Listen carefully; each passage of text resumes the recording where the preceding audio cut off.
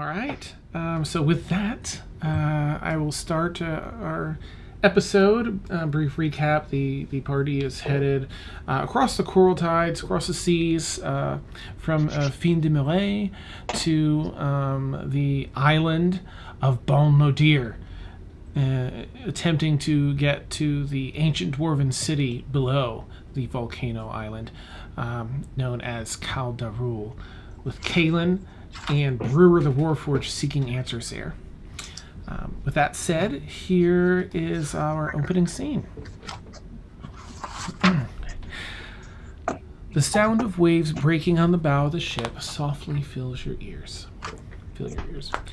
Another morning, another day, sailing out on the coral tides to a destination that seems ages away.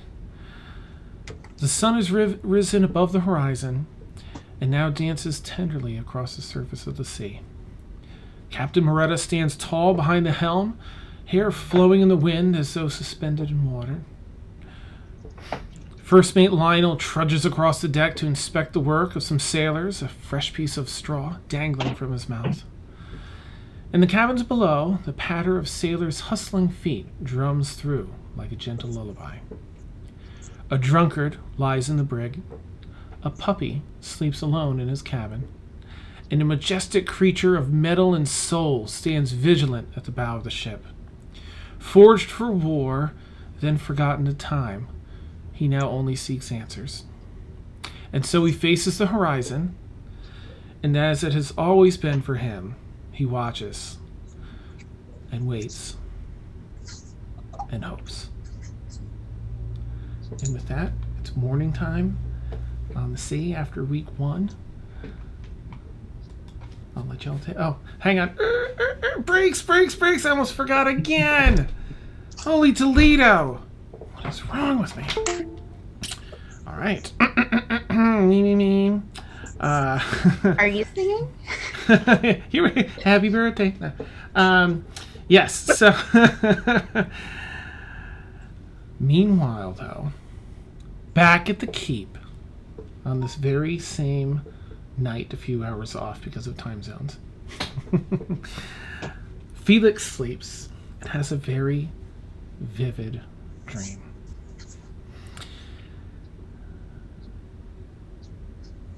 Standing in this dream before him, Mina, in a well below ground, facing down the horror that ended her.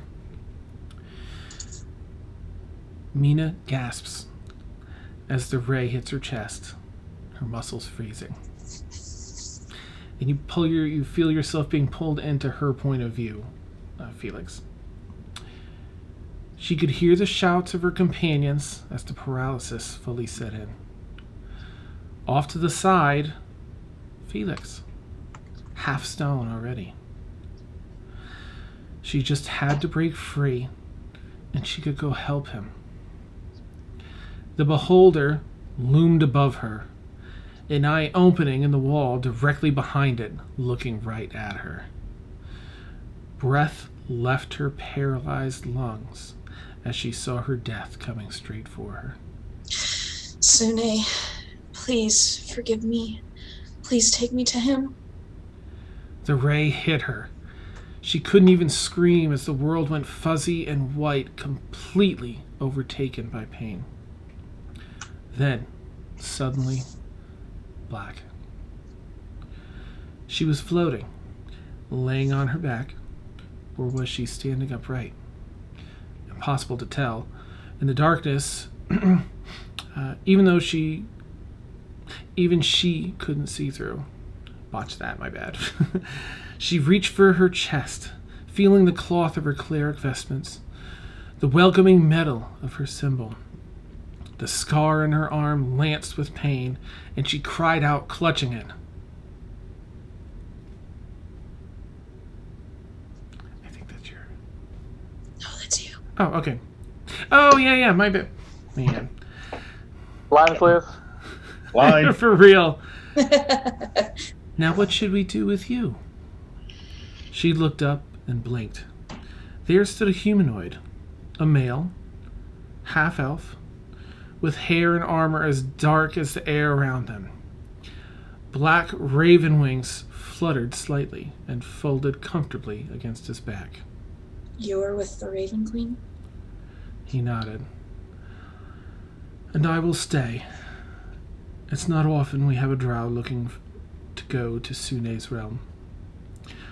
What's more common is the evil one who's fighting to take your soul. Mina lowered her head. Wolf, I thought I had given up that life, but even in the end I couldn't escape who I was. I fell back to my old ways far too quickly. I became far too comfortable. I didn't even live long enough to make true penance for it. I'm not worthy of Sune's light. A black-gloved hand fell on her shoulder, the grip comforting. Where do you wish to go? Tears formed behind her closed eyelids. I want to be with my husband. I'm not worthy to walk where he walks. A little laugh echoed behind her, a familiar laugh. She looked up at the Raven Queen's chosen. He was smiling, and he gestured behind her. My lady is nothing if not kind. Mina turned, and the tears spilled over. There, in a bright doorway framed by light, stood an elven man, laughing, his arms held out to her. Galatir, She whispered, and she turned and ran into his arms. He held her tightly, kissing the top of her head. I've missed you, Mina, he said, his voice warm and full of love. Welcome home. And then Felix's dreams returned to normal ones. Wow. That's great. Dag nabbit, Dan. Yeah, you can Zero. dag nabbit Sam on that. That was beautiful. Neat. Now we know what happened to Mina. Lovely. Okay. Oh, see, Steph, we've got to have that other emote. I can't wait to put that one in. Yeah, right, yeah.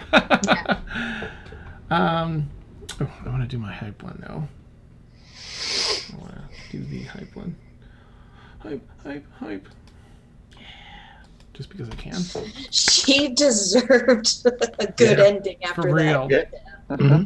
Yeah, that was beautiful, Sam. Thank you. That was awesome. I wrote that, by the way. Yeah, it's Sam. It was Sam. beautiful. But just a little bit scripted, but It was beautiful. There we go. Damn it.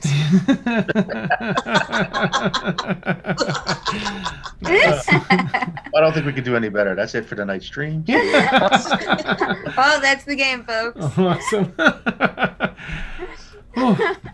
That was the ending of Stormfall. We're done. Nice. Oh, before I forget as well, I'm just going to put this in chat in case any of our viewers. It's a great way to help support us. This is a tweet. If you click on it, it'll bring up a proposed tweet anyway in your browser if you're signed in on Twitter. Excuse me. And you can change it how you see fit, but tweeting out like that always helps us a lot, gain us some exposure and everything. So if and you feel like doing it, neat. If not, don't worry about it. And with that, we resume the morning on the boat. Take it away, whomever wants to start. Or whoever wants to start. Morning on the boat. Well, I think the last thing we took care of was the guy. Well, we didn't take care of it, but the guy was. We talked to the guy Mm-hmm. in the cell. Mm-hmm. And it was pretty late at night. And then I think everyone went to bed, but I'm not sure. But if anyone has anything they want to do before going to bed that night, totally okay. Otherwise, we can jump to the next morning. I think, Kaylin, you gave Emil the scoop, the lowdown. Yes, I told Emil what about the guy, that he seemed kind of okay, but I'd still feel kind of better keeping him locked up.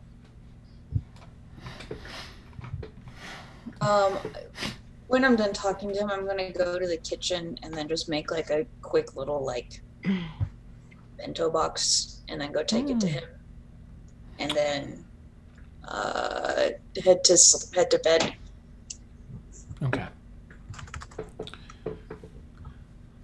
He appreciates it. The guards have you set it down outside so they can just do a quick look through, and then they pass it through to him. He scarfs it down. All right, in that case, we'll say morning, beginning the second week of the journey. And does anyone have anything in particular that they'd like to do at the beginning of this next week starting? I'm gonna go talk to is there a specific person in charge of the brig, or would that be the captain? The first mate deals with most of it. Yeah, there really isn't anyone else. The first mate's sort of in charge of that. I'll go talk to him then. Okay. You go over, and as Lionel finishes tying off a rope, turns around. Yeah, well, what can I do for you? I wanted to talk to you about that guy down in the brig. All right. Did you hear his story? It seems pretty hilarious, actually. I just wanted to tell you that we could help corroborate or figure out if his story is true or not, at least part of it. All right. If you wanted. You said he had a magical cloak. If we could take a look at that, then I can at least tell you if that's how we got onto the boat or whatnot. Yeah, I reckon we can do that. Well, I'd rather have him out here working off his pay than using up our food there in that cell if he's telling the truth. Yeah, I hate to see people in cells, so if we can get another set of hands, and that he's not. Yeah, where's the cloak? Can I borrow that, please? Well, can't say I can let anyone borrow it, but I can bring you on over. You can take a look if you know what you're looking for. Yeah, let me go get someone. I'm gonna go grab Mort. Right. Mort, you can still identify things, right? Sure. And take me to it. Okay, come with me. Right this way. And he brings you down a couple of decks down to a storage room. Pops open a locked chest. And there's a couple items in here. There's one of those gourd shape. No, it's a gourd. Emptied out gourd that has. You can smell a little bit of liquor as you can hear a little sloshing as he takes it, moves it aside, and then he takes out a cape, folded up nicely. Yeah, here's a cape. Can I roll an Arcana check just to double check that it's magical? Sure. Do I get advantage because I know the spell? This is just for like a feel. It's not a really high DC. Well, okay. I still rolled a 6. Yeah, it's like a 5. I mean, it's a pretty potent thing. Yeah. Yep. You both feel the Arcana coming off of it. So I lean over to Mort. He said it should be a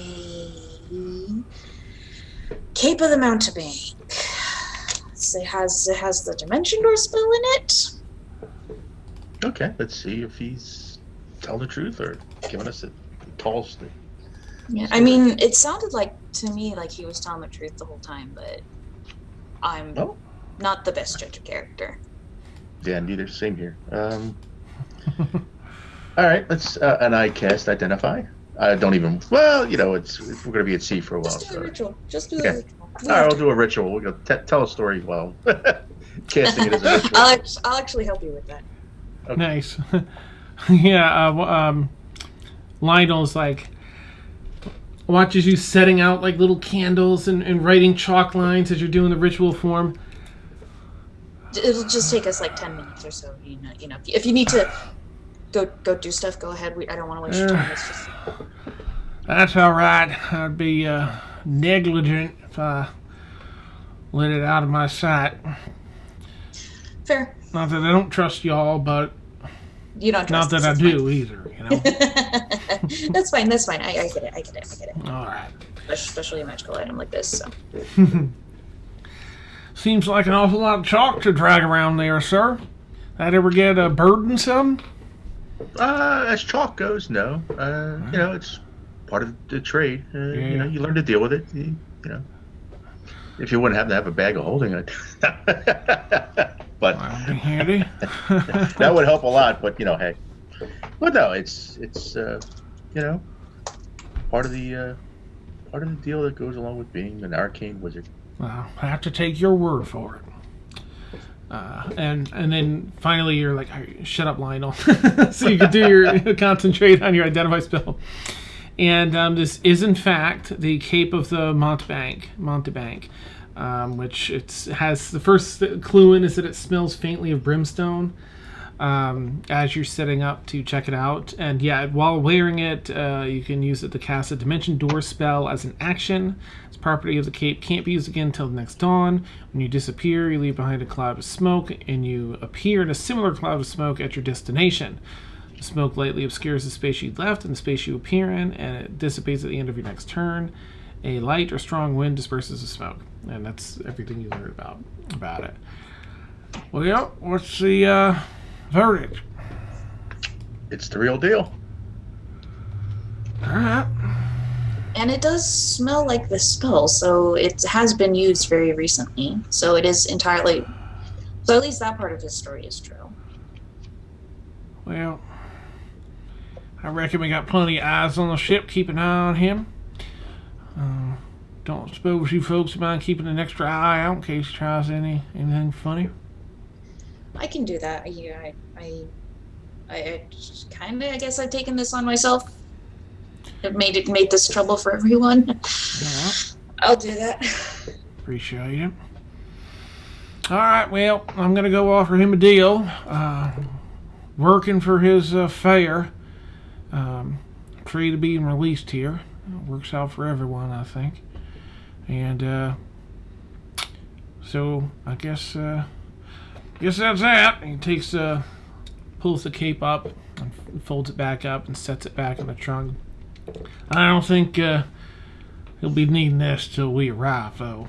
And puts a jug in too. Don't need any of that. Any surprises. Clink locks it back up. All right, after you, fine folk. Thank you for all this trouble. Of course. Sorry to make things more complicated. You're fine. You're fine. What's a life at sea if you don't have any adventure or any thrills, huh? Yeah, it's better to not be in a cage. I'm gonna go start doing breakfast. Okay, thank you. She runs. Nice. Leaving Mort behind to finish packing up his stuff. Yeah. Nice. On my chalk, yeah. Yeah. I'll take the time to erase the chalk from the floor. He's kind of giving you like a... Just to make Lionel happy. No, well, I'm not going to leave any. Don't worry. Appreciate that, sir. No problems. And then, you both head out. He heads over to the brig, and that's where you see him head off to. Does anyone have anything else they want to do this morning while this is going on? What did I have Galthor do? Because I was like, I really need to check in with him. Didn't I have him like a fiend for food or something ridiculous? My bad, Galthor. Sorry. You were really hungry last episode. Oh my gosh, okay. Sorry. It was the porridge, and then there were the he told me stories. Ah, right, that's what it was. Yep. So the next morning you had a fair bit of the porridge and such. That was back at the port before we left. But on the ship, I think he was helping as mostly as a deckhand. Right. Right. Okay. All right. I want to click on that link so bad. Okay, so anyone want to take anything this morning? Or if not, I'll just progress with Rigby. Okay. Let's keep that off. All right. A little bit later, maybe half an hour or so, you see Rigby. Well, I don't know if any of the rest of you know him, but it's a human male. Dark hair, a little bit of salt and pepper. Kind of steps up, sort of blinded by the sun and trying to protect his eyes as he walks out. Lionel just behind him, sort of giving him a push in the back of the shoulder. He's, well, all right, son, over here. This is what you're going to be doing. I'm going to start with cleaning. Earn your keep. You got any other sailing capacity, then you let us know, and we'll put you to work. And you see Rigby nod, and he starts going about swabbing the deck, getting it cleaned up. Otherwise, he's going to be sort of out and about on the ship, working and lunch and such. Oh, sorry, Emil, did you have something? Just because I'd probably be up on deck and I'd be a little bit surprised and alarmed at seeing him. I want to keep an eye on him and see if he recognizes me or watches me. Like, I'm still suspicious of him. So. All right. I guess you can choose either investigation or perception. Whether you think you're like, if it's a stakeout kind of thing, or if you're just like staying perceptive. Would a 30 do? That'll do. Later in that day, you're going to see him at one point notice you. And he's going to give sort of a started like, hey, and then you can see a little shame come over his face, like, just kind of goes back to his duties. Yeah. All right. Anyone else have anything? What would you all like to do either today or over the course of this week? Continuing on a theme, I guess I will continue to bother the navigator. Maybe let's see. Learn about how to tack into the wind for sailing. Neat. Go ahead and make another intelligence check.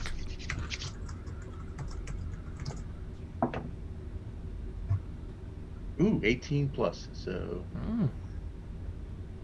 intelligence. Hold on. Plus 4, so that's a 22. 22. You can give yourself 2 sailing points. Oh, I'm up to 4. Nice. And Galathor, I should probably jump to you since I missed you last week. So. Galathor might actually approach Emil. Now that Warren just put a crisp in his mouth. Of course. Emil, how are your cleric studies going? Oh, jeez. All right, get back into it, Ed. Get back into it. You've only been gone a week. You've been around British people all week. I know, right? I'm trying not to absorb their accent. Nice. Because it probably sounds weird when I do it. Galathor, good to see you. Slowly, but I guess I've been reading more and praying more, but I don't know. I mean, I undertook this path to make a difference, and the ship just feels like we're on our way to make a difference, but there's not a lot I feel I can really do right now. So I don't know. It feels strange. There's always something you can do. There are sailors aboard this ship, so perhaps you can help out their lot. I suppose I could dice with them or something. Sure. Maybe learn a bit of their troubles. I suppose. Very insightful, Galithor. I'll give some thought and prayer to what you've said. Do you find that the praying is helping?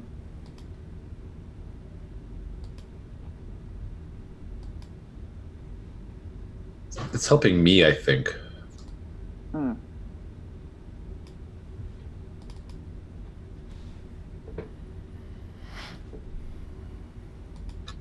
What have you been filling your days with aboard?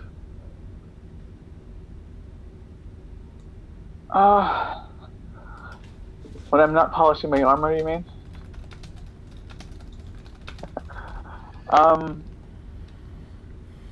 Gosh, Dan, could you describe the ship, actually? I realize I don't know very much about the setting. Sure. Sorry. So it is a large sailboat designed to carry passengers rather than merchandise. It's less than 5 years old, it looks like, judging by how new everything is. It has at least 3 decks below. 1 for 1, 2, and then the very bottom is for the cargo they have. 2 for passengers, 1 for crew, and then some stuff below that you can easily see at first glance. But it's a big 3-mast sailboat. So, did you say there was a hold then? Yes. Okay, and the ship itself has 2 3-masts? 3. 3-masted ship. Nice. It's a pretty big ship. Mm. Galithor would probably explain that he's been going through the ship and just kind of making sure everything is where it's supposed to be, or at least where he thinks. That sounds really backwards. Oh, see, usually Emil, when he goes through places that are new to him, he makes sure things aren't where they're supposed to. Never mind. Continue. Very insightful into Emil's character. Yeah, he wants to make sure that the journey goes as smoothly as possible and nobody gets hurt. So if there's like a stray rope lying around, he'll go and pick it up and stuff like that.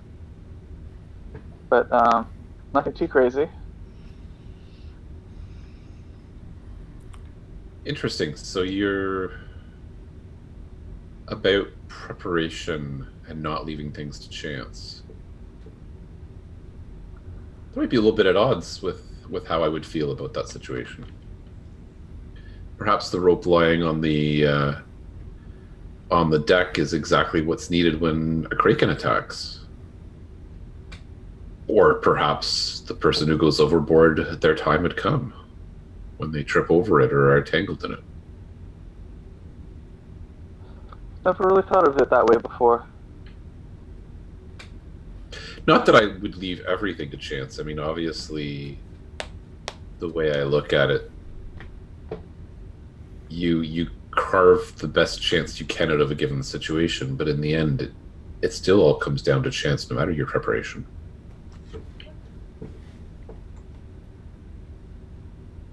You've given me much to think about, Emil. Thank you. Likewise. Thank you, Galithor.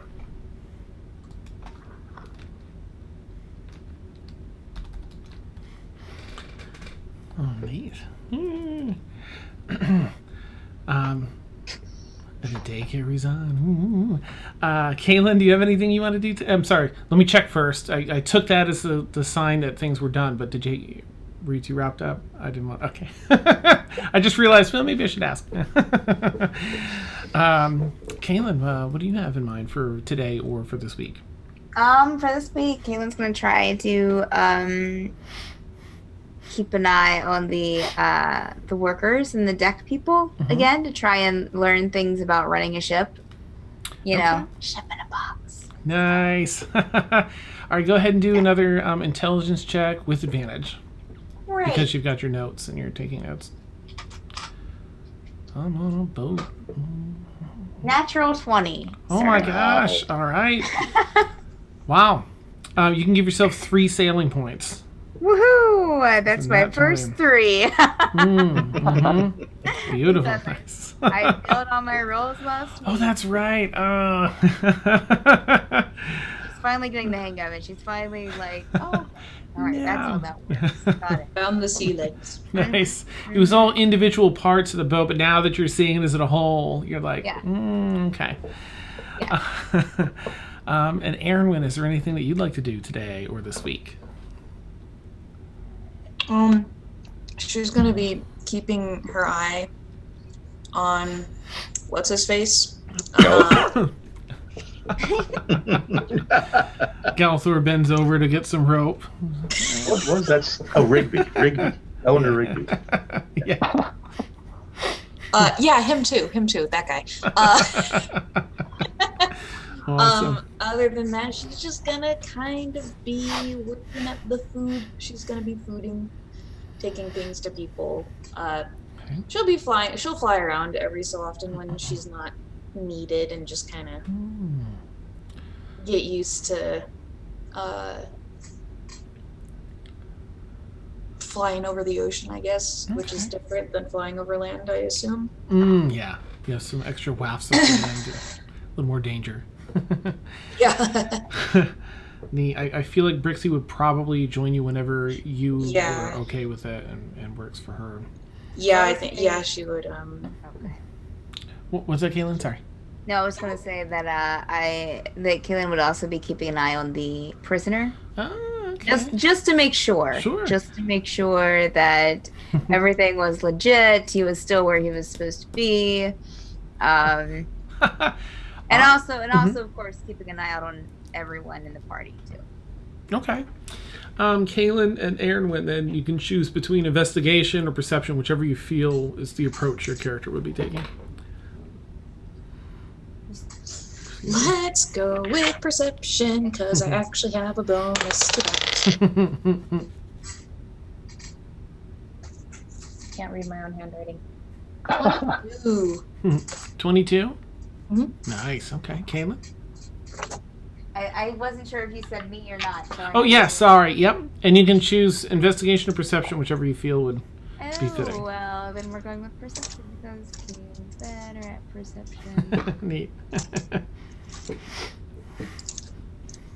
That's a 12 total Okay. All right. Good to know. for perception. Nice.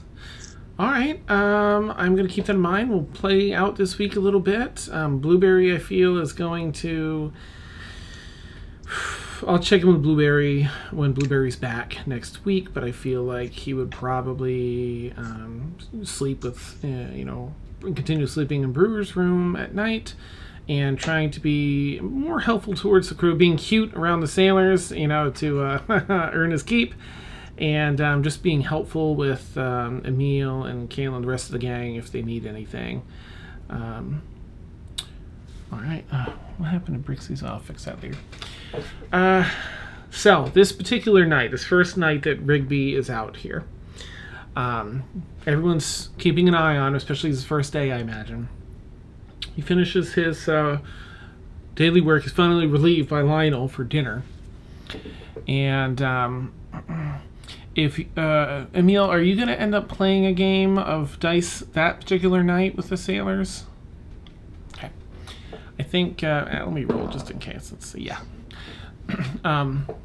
He's going to sort of quietly come over. I figure it's probably a twilight, so the sun is still setting. There's enough light. They've got lanterns and stuff around, hanging off different posts in the whale of the ship. And you found a nice spot. The sailors have a spot for this type of thing when they're off duty. You and 2 sailors or so are playing low stakes dice, and he comes over and mind if I pull up a seat? You're welcome to join us. If you're late on coin, I can spot you a bit. I'd appreciate that. make sure I get it back to you. They're working for my keep, but they said they're gonna pay me a little bit, some small wages as well. Can do some maintenance work, and that seems to be important to them. So another day or two, I'll have it right back to you. Pulls up a seat, sits cross-legged, and joins the game for a little bit. Before the game goes, progresses, is there anything that you want to initiate with him before the game starts? Not with Rigby. I think Emil would be kind of following Galathor's kind of advice and talking to the sailors and trying to get a sense of their lives and their struggles. And Okay. not to the exclusion of Rigby, just that kind of already would have been in process. So Rigby's just for that conversation. Okay. You get a pretty good insight, or a good start to understanding the life of sailors, the long periods of time separated from loved ones, but the call of the sea that has such a draw to it. Most of them, or these two at least, state that they just wouldn't do anything. They wouldn't want to do any other work. This is just what they've been called for. They probably talk a little bit about the hardships of working on merchant ships before, threats of pirates, all the heavy lifting and long time at seas, whereas this work is a little better because you just have to worry about the length of the journey and not so much, and the maintenance of the ship, not so much all the other stuff, and pirates aren't as interested in passenger vessels. So Rigby chats a little bit, but he's much more subdued than last time. He was very vociferous the last time you played with him, and this time he's just, he's chiming in when he can. He says a thing or two where it seems like he might know something about sailing.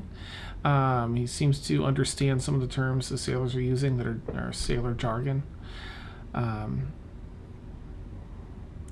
Okay, I mean, Emil's going to note this, but I think because we're going to be on the ship for a couple of weeks, Emil's going to try and play kind of the long game. He's still a little suspicious of Rigby and still not exactly sure what to make of him, so kind of observe, but just be patient and not kind of play my hand just yet. Okay. All right. So he, while playing, looks to the sailors and joins in the conversation, asking how long they've been out to sea and all, and then turns to you, Emil, and so I heard we're headed to Bon Lodier. Have any of you all been there before? The sailors, one of them nods yes, the other one shakes his head no. Kind of looks over to you. Not yet. Well, seems like a good crew here, good ship. I think we'll be all right. A little embarrassed I got myself into this mess. He doesn't give the whole story, but he does give some story. Since he's met you before, and you kind of get the sense like he doesn't want to. He wants to give some explanation and not be a rando that's suddenly on the boat. But then, the dice game finishes up. He excuses himself. I haven't done quite that much physical labor in quite a while, so I'm going to head to bed. But it's been a pleasure, boys, and I will get your change back promptly. Perhaps we'll roll a few more tomorrow. Look forward to it. He gives a nod to everyone and turns and heads below deck. Okay. So the next, over this week, not every night, but like every other night, if and when you're doing a game, he'll definitely join. He seems to... He's kind of stiff the rest of the time, but he does seem to kind of relax a little bit when it comes time to play dice. Seems to be a comfort for him. Is there anything else anyone wants to do this second week out of 4, roughly 4? No? Okay. All right, we'll move on to the third week. I'll say that if everyone is doing the same thing, go ahead and do your rolls, and then I'll just kind of go through and... I'm sorry, Galathor, were you trying to train on anything? You were training on something, right? No? Maybe? I think I had you do like general sailing stuff, observation that first week. Is there anything you want to do studying-wise as you help out? He said his mic's not working. Oh, okay. Sorry, Ed. Let me ask you a question but now. He wants to study navigation. Oh, okay. All right, so you find the time with Mort as well. Navigator sort of settling in, like, but making the time. Galathor, if you would roll, I guess, an intelligence check with advantage, because you've got the time and a little bit of back knowledge, sort of, and Mort's there to discuss things with after the fact. I'm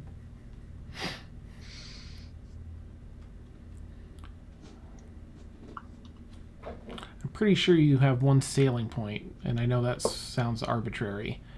But if you have a place to mark it down, otherwise, one of us will remember.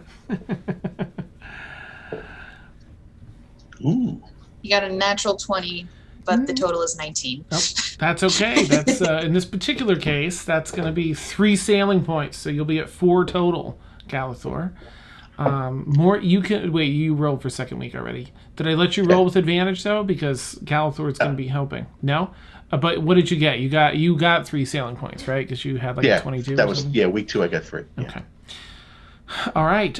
So now, Galathor, if you want to roll for week 3 with navigating, go ahead and roll investigation with advantage. Mort, you can also roll. I'm not investigating. Intelligence. And Mort, you can also roll intelligence with advantage. Right. Kaylin, you can do the same for the ship workings.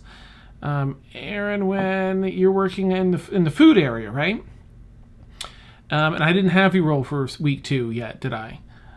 No. Okay. I don't think I rolled for week 1 either. Okay.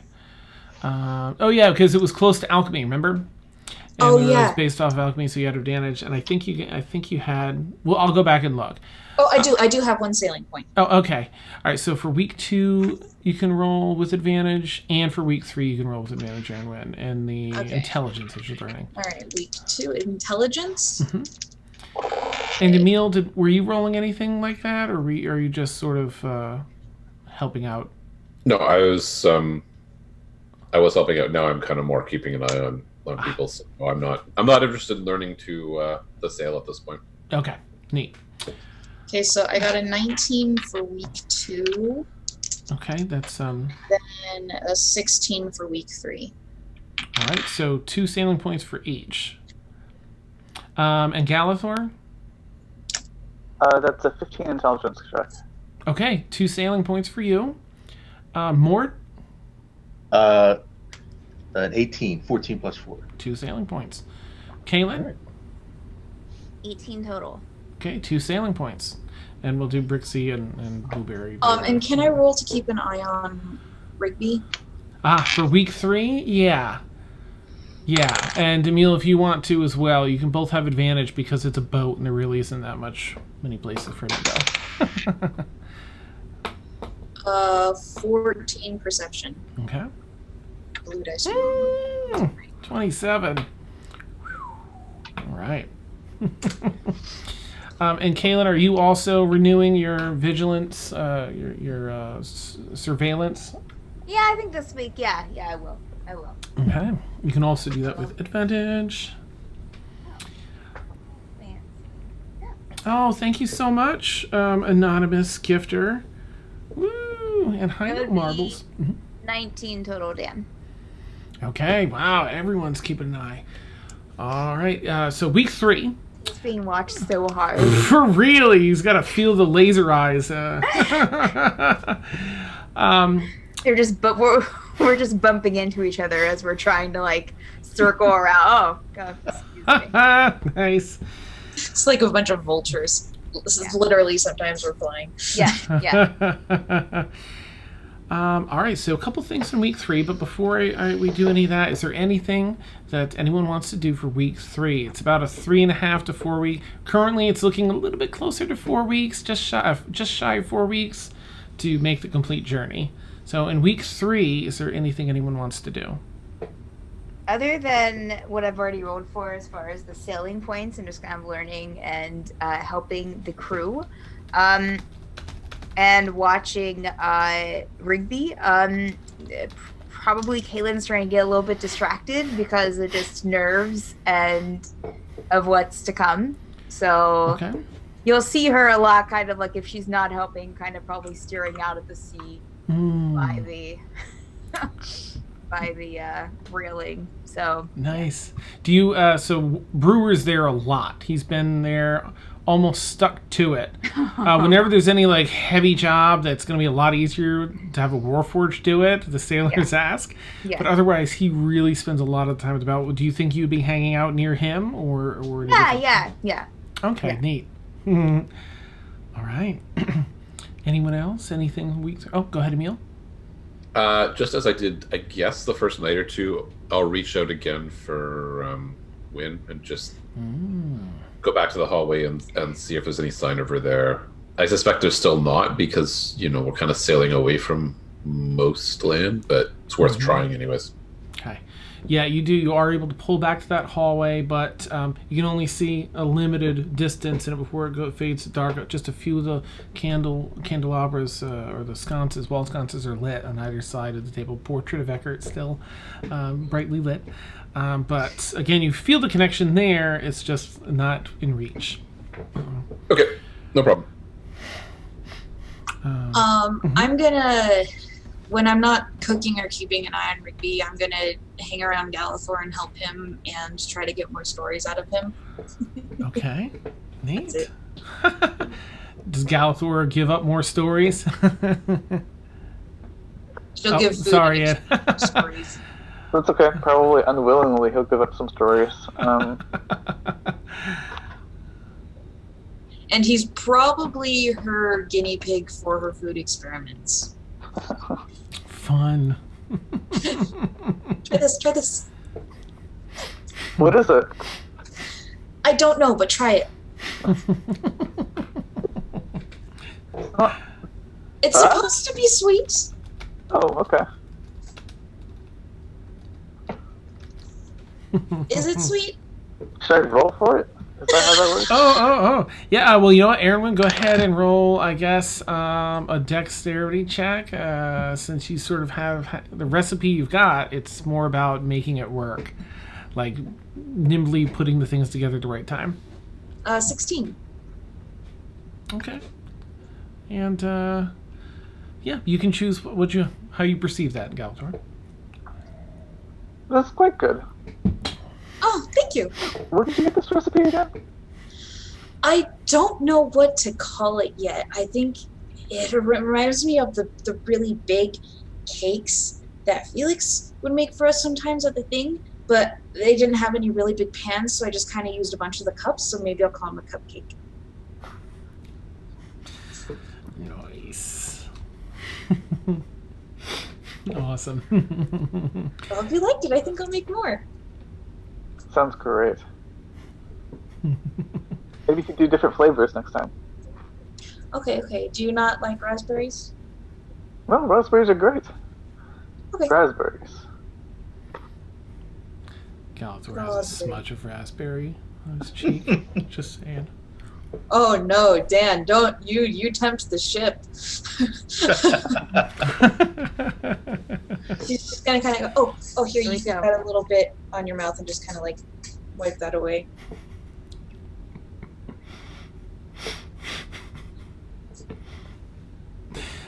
I think Galator would go like blush monster.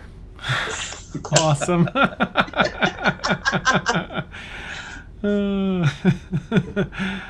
Beautiful. Well, since that batch turned out well, I think I'll go get you another one. You're gonna be here, right, for the next few minutes? I'll go get you somewhere. And she just kind of goes and skips off. Nice. And trips on the rope on the side. No, just kidding. No, she would like,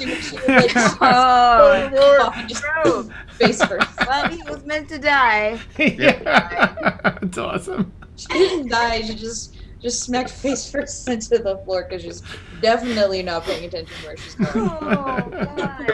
Turns out Emil's been putting these ropes out and Thor's been throwing them away again, and then he takes them back and puts them back out again. That's amazing. Oh, so funny. Oh. All right. Let's see. We're in week 3. So, Rigby continues to attend some dice games. Seems to be loosening up a little bit as day by day, basically. A couple things here. So about halfway through, that's about 2.5 weeks into the journey, Brewer goes from spending most nights out there at the bow of the ship and different times of the day with Kaylin, to not leaving his cabin. And then, because Blueberry's sharing cabin with him, he finds out, Blueberry discovers that Brewer's not coming back to the cabin most nights. And so she'd probably tell Kaylin, I think, first, knowing that Kaylin is extra buddy with Brewer. She's like, so yeah, buddies. Okay. All right.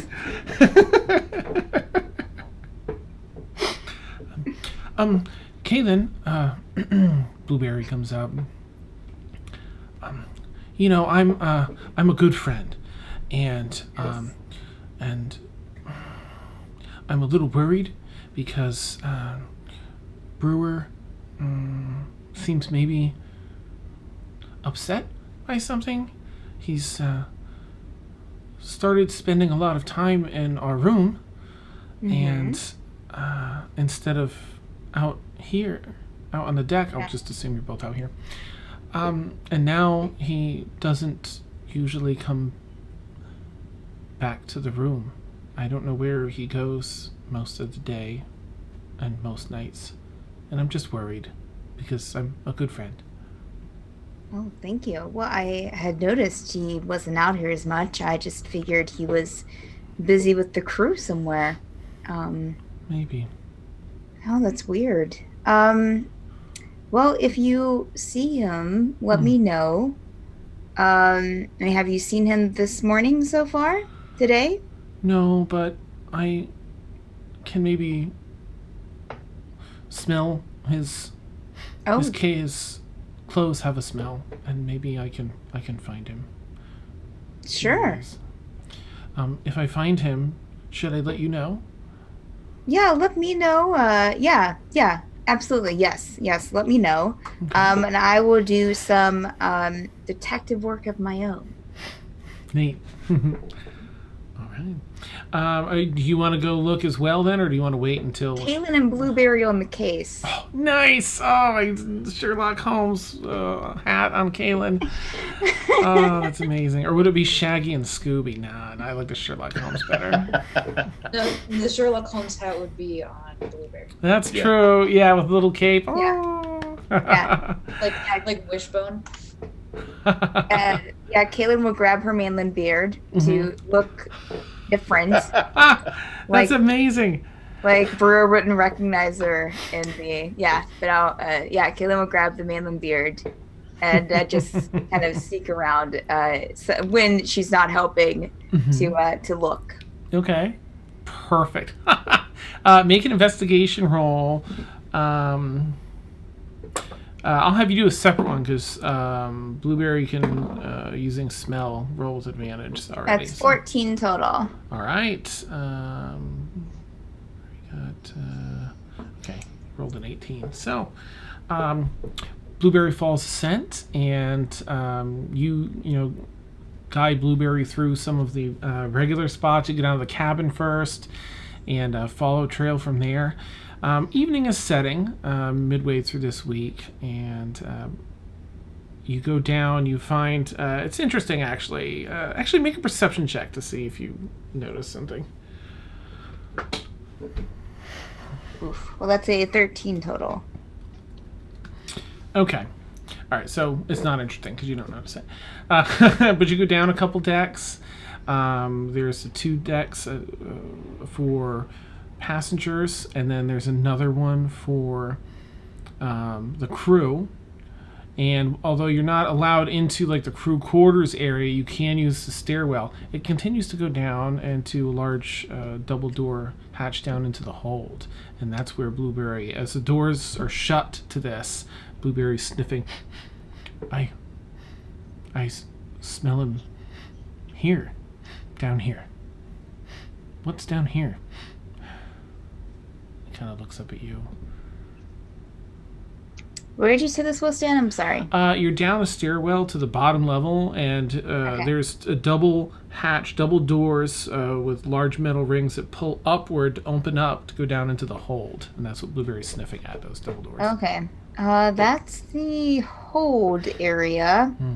Can I try? Are the doors locked? Do they have chains on them or anything? Nope.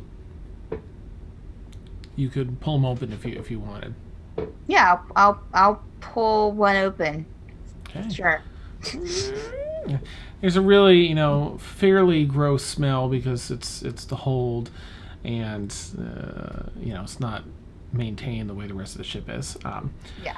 And Blueberry's like, yeah, I think, tough to smell, but his trail went down here. Do I see anything, Dan, looking in, or is it pitch black? Oh, it's pretty dark, but there's 4 hand lanterns hung up on hooks against the wall here. Brewer? You don't hear anything? I will go down into the hold. Okay, neat. Are you bringing a lantern, or are you just going down with dark? You said there are vision? lanterns hung up. Mm-hmm. Down. You Yeah, could I'll light just one go up if you down. need. Okay. Light it up, walk down. Creaky steps, a little bit damp, of course, and Blueberry follows you down the steps, and takes a little bit of searching down here. The smell's a little too overwhelming for Blueberry to pinpoint, but you find sitting on his butt with his knees up to his chest, hands sort of wrapped around his knees. Brewer sitting snugly between 2 stacks of crates, just off like 5 feet back from the main aisle. Brewer? He doesn't answer at first. I'm just going to sit down kind of across from him. Mm-hmm.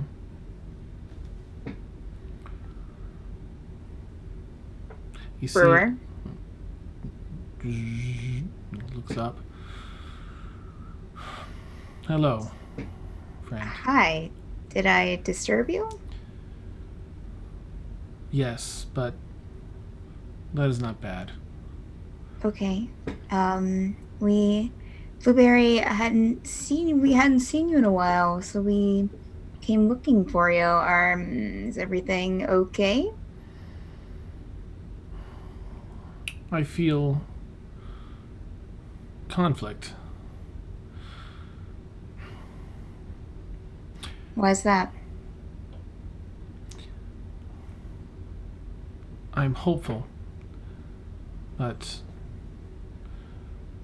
I have been looking for answers for a very long time, and they never seem to arrive.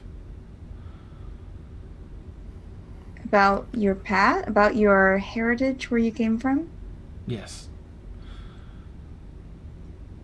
I know I was built for battle, for war. That is in my very name. But did I battle? Did I hurt people? did I kill? Was I good? Was I bad?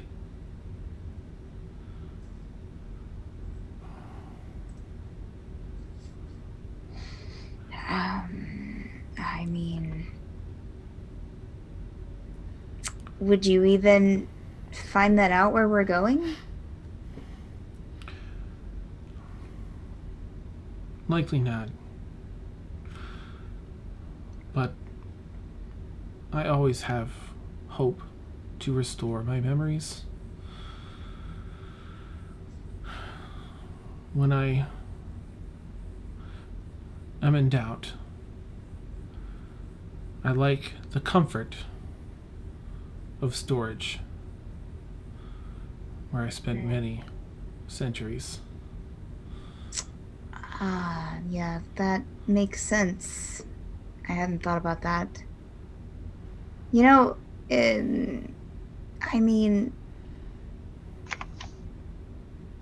whether you were in war or not, or whether you killed or not, you're not in war now, and you're not killing now. So I think that's what's important. It's not who you were created to be, it's who you are at this moment. And right now, at this moment, you're helping us, and you're caring for people, and you're putting your, your metal neck on the line for people. So I think that's what's important. Kaylin, you often make things clearer for me. You are wise. Thank you. You're welcome. Glad I could help.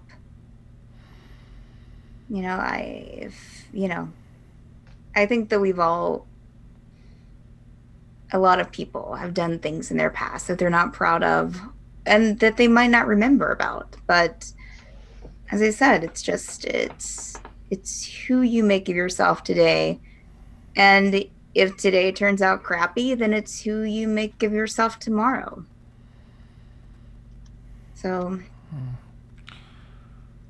Do you hold any doubt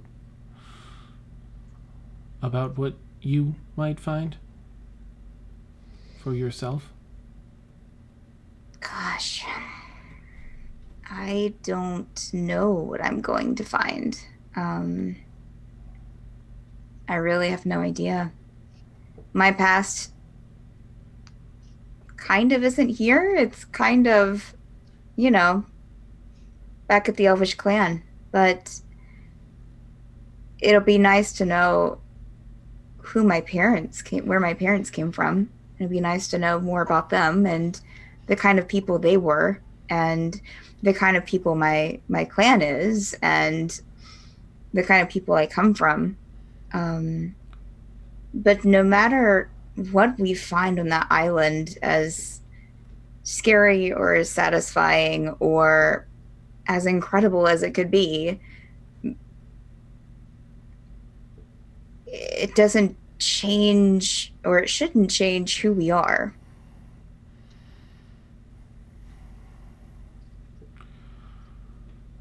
You are right.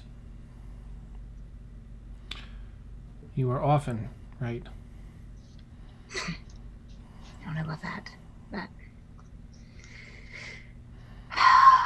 it's hard-won wisdom that I sometimes have. See him, it's a little, sort of like aperture points that kind of allow for facial expressions. A little smile cracks. I have traveled with many, but none as special as you. I am glad we take this journey together. I'm glad to.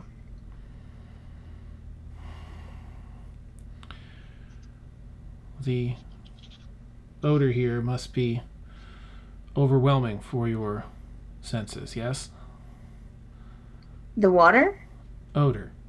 Oh, the odor. Yes. It's not pleasant. Blueberry's suffering. Blueberries. Yeah. Looking Would you like us to? Do you need some more time down here, or? I think I am ready to return. Okay. All right. Stands up.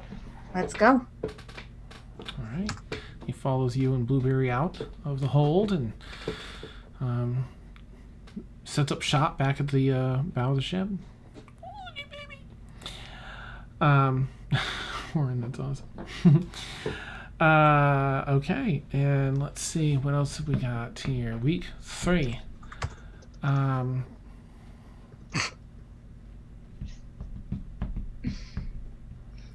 got that. So around maybe a day later, Emil, as you are sleeping one night, and or if you try and commune again with Winifred,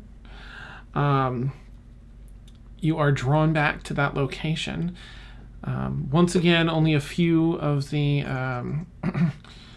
the lights are illuminated on either side of the hallway, but quickly multiple light up down both ends of the hallway, and you see paintings now illuminated stretching down different places, different people, and walking down through the darkness as it illuminates is Winifred, who walks up and pulls out a chair and sits down across from you at the table. Emil, do forgive my absence. Of course. Tell me, how are you? Do you fare well? I fared generally well. I may have inadvertently turned into a swarm of bats in front of my friends, but other than the constant concern about losing control of my powers, I'm okay. How are you? I am recovering. I sought... Oh my gosh, I'm blanking on his name. Boop. It's Von Sutcliffe. What the heck is his first name? Well, whatever. I sought Van Sutcliffe. And though he is old, he was made by me, and I should have been able to handle the task, but found that he has help. Powerful help. Supernatural help? Yes. Help? Something bolsters his power. Rex, that's what it is, Rexlin.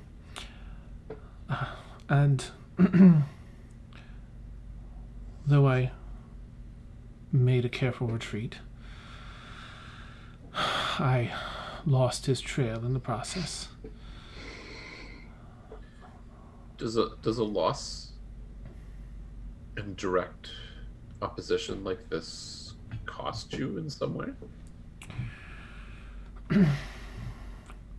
My pride, some wounds, will both heal in time. I was worried that status or power would be conferred in these conflicts. Had he destroyed my body, returned me to my ethereal form, perhaps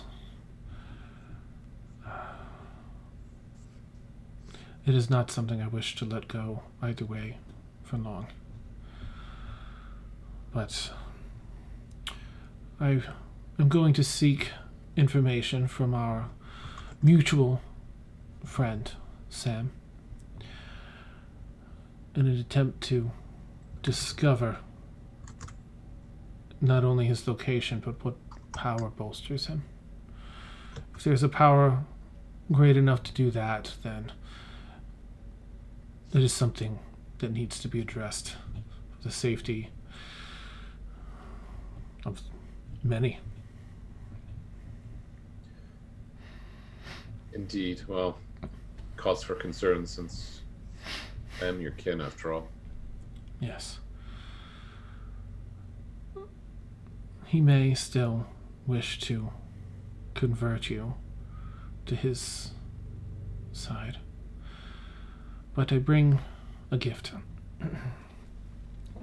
And she pulls from a pocket alongside her hip. Poop. Yeah, poop. Oh no. Yeah. This is what happened when I. Oh my gosh. A bracer of sorts. It's a single bracer, and it wraps like up and around the meat of the thumb here. And it's really fine, just deep black leather, and it has an insignia along the inside, and she places it down. The insignia it bears within is my crest. This I can transfer to you through here. This is part of our connection. This will help you control both sides of your person, vampire and human. It will also bolster your power somewhat. My power being...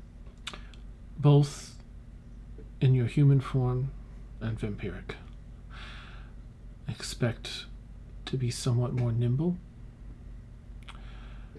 and have a slight bolster to your strength. As time progresses,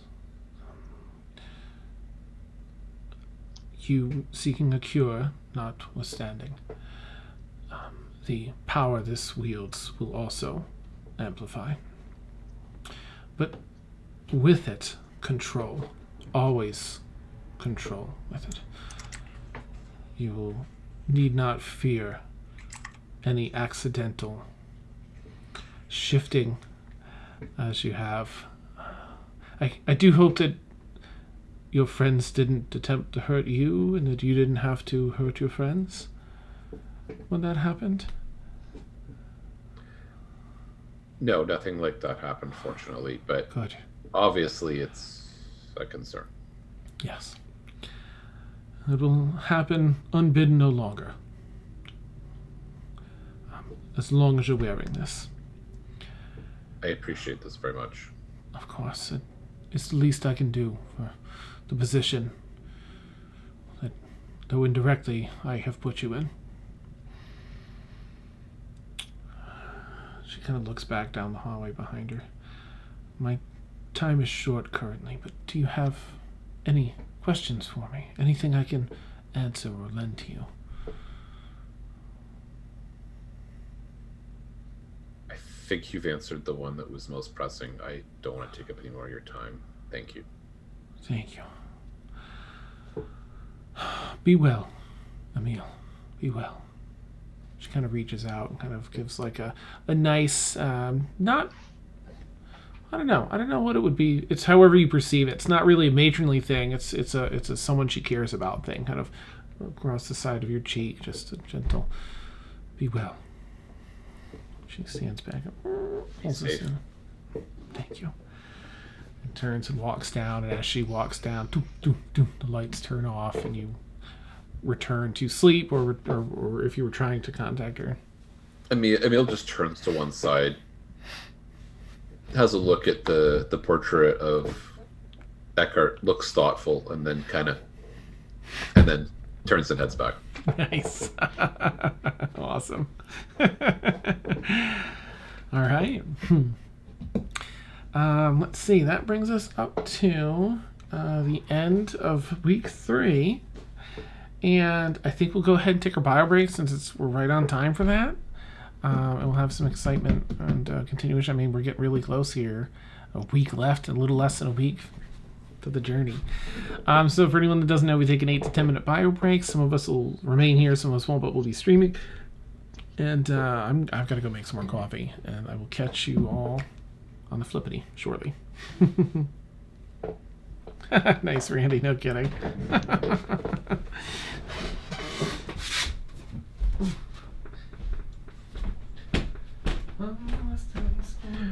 I don't know why it's so jarring to see somebody that you always see just kind of their head get up and walk around a room. So when Sam got up and walked around, it was like, oh, yes, Sam is an actual person and not just torso up. It's weird.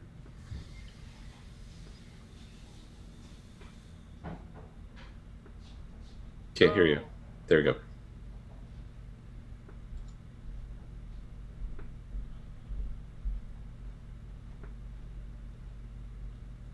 Is it working now? No. You're good. How about now? Better? Now you're normal volume, yep. I said that one day they'll be able to preserve our heads in a jar. If they haven't already. Yeah, it's starting to get quite bright out. Indeed. Well, you're what, 50 degrees north and in Europe, so yeah.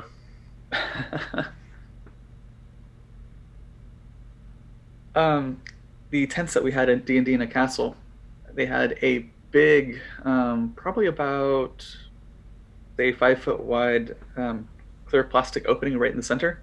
Okay. So about this time every day, the light would just like stream into the tent. We would all groan and turn away from it. I think Beth tried to warn you about that, didn't she? Yeah.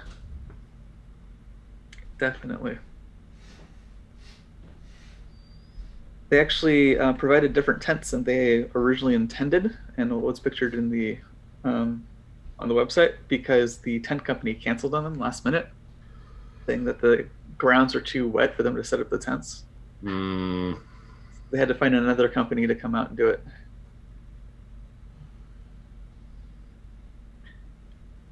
Unfortunately, that meant that the ladies' tent did not have any sort of heating. Ouch. On the third night, because there were only 2 of them in there, and that tent could probably fit like 6 people. So it was just really cold because it was so big. So they ended up going to one of the gaming tents and stealing one of their heaters at night. And just using it to heat their tent.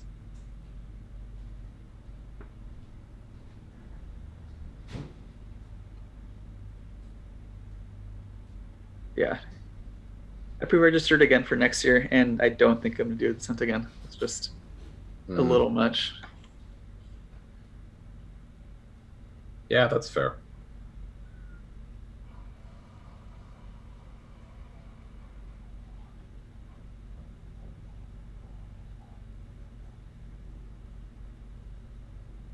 So how long are you over there total? About a week? D&D in a castle was 3 nights, 5 days. Wait, does that make sense? Yep. No. 4 days. Wait, no. 5 days, 4 nights. That's what it was. Okay. But the first day was just kind of like a orientation kind of thing. Because we had all flown in, and everybody was just jet lagged and whatnot. So.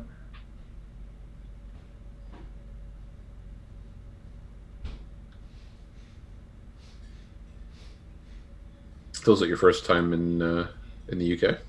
Yeah, first time. A bunch of us. Was it your first time in Canada? No. Okay. Definitely not. I have family in Vancouver, so been over there nice. a few times. Okay, there's a weird synchronicity going on in the world, because my sister just spent a week to 10 days Vancouver Island. Oh, nice. One of my friends from high school that I know only through Facebook randomly went to Vancouver Island yesterday. There's somebody else that went. A coworker is in Vancouver right now. Like, Vancouver has come up about 10 times in my week, and I don't understand why. Weird how these things happen.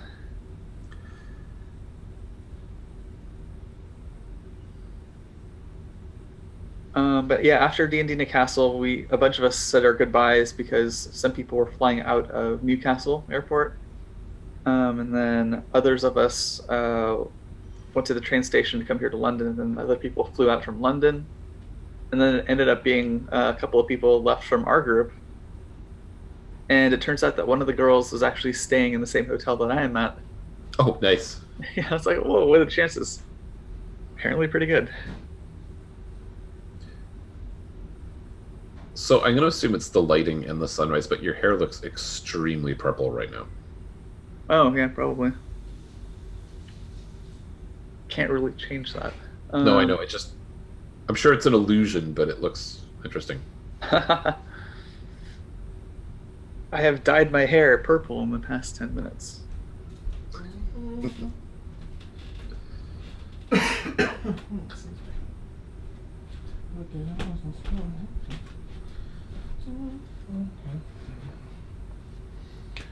Oh my goodness.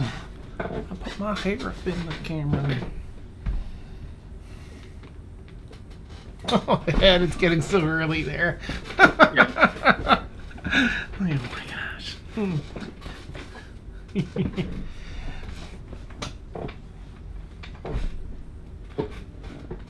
You could probably color pick it, Dan, and use it as a blue screen. No kidding, right? Boop. Lies, Randy. I have no body. Oh yeah, you can actually kind of see what's going on back there now. Yeah.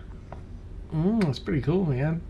I'll give you guys a tour of Skyline once everybody gets back. Yes, awesome. Yes, please, and thank you.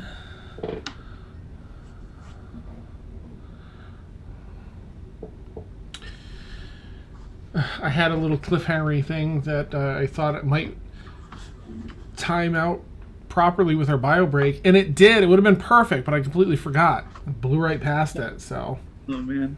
We'll kickstart it when we get back. With that.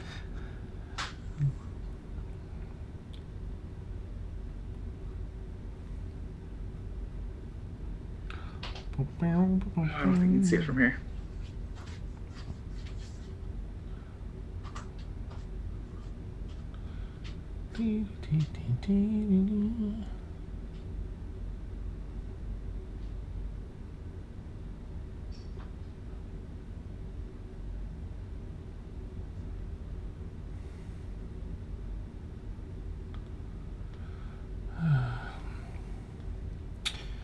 Man, I'm so tired of feeds being like totally crazy town. Like I'll see something, but I'll have just gone to it, and so it'll disappear. And be like, I'll just scroll back and see what it was like 7 minutes ago, and then it's gone forever. What's going on?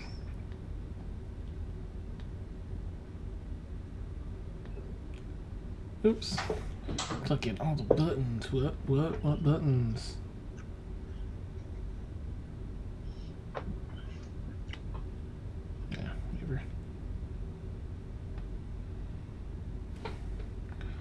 Make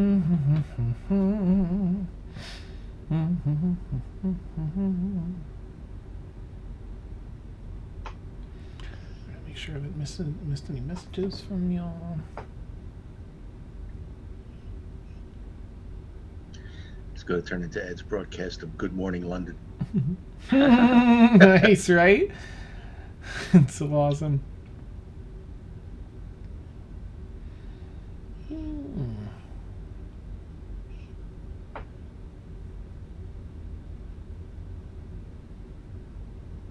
Has anyone else started playing the new Harry Potter game that's done by Niantic? Like it's Pokemon Go, except for Harry Potter.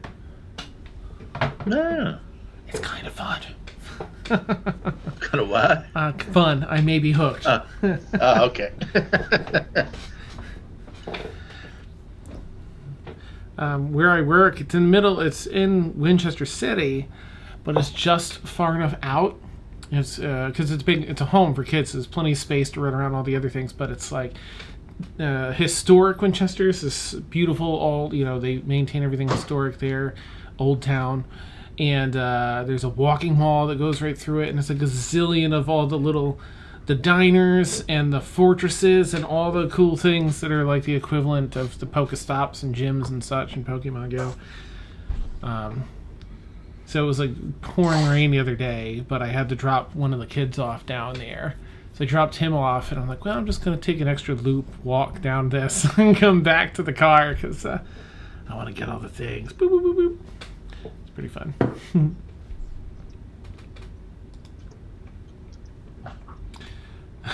Nice, Randy. If they really wanted you to play, they would get you 2 phones, so they could have you as a friend twice.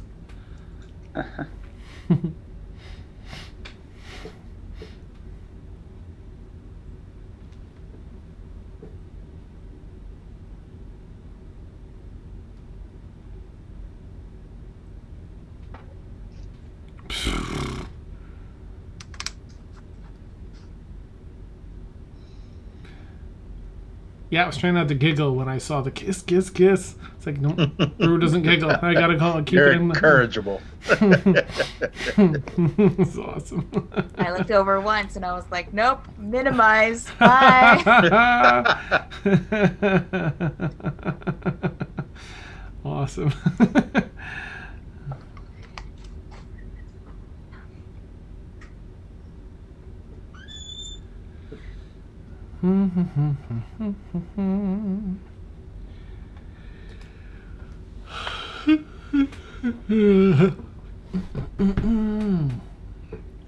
Or even the bed sheets match. Well, I'd say the sheets match the curtains, but then I feel like that's some other kind of euphemism. But I was just honestly appreciating that that our bedspread stuff matches the curtains. Sorry, Steph. Thankfully, she's away from the. As I always say, it's an easy lob at the net. Yep, just Yeah. crush that thing.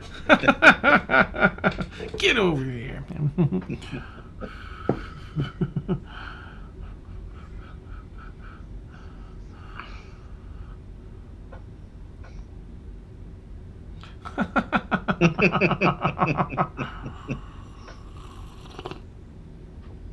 Oh, precious coffee.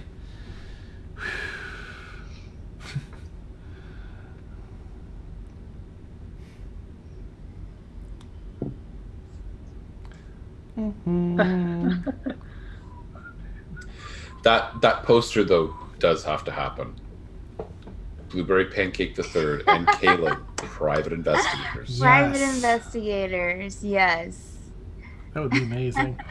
So is Kalen like Dr. Watson with a beard and stuff? With Manlin?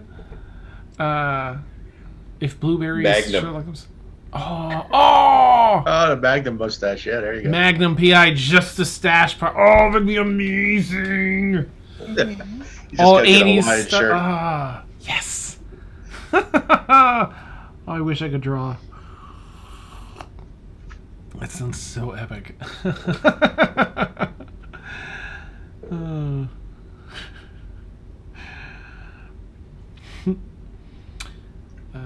Aaron.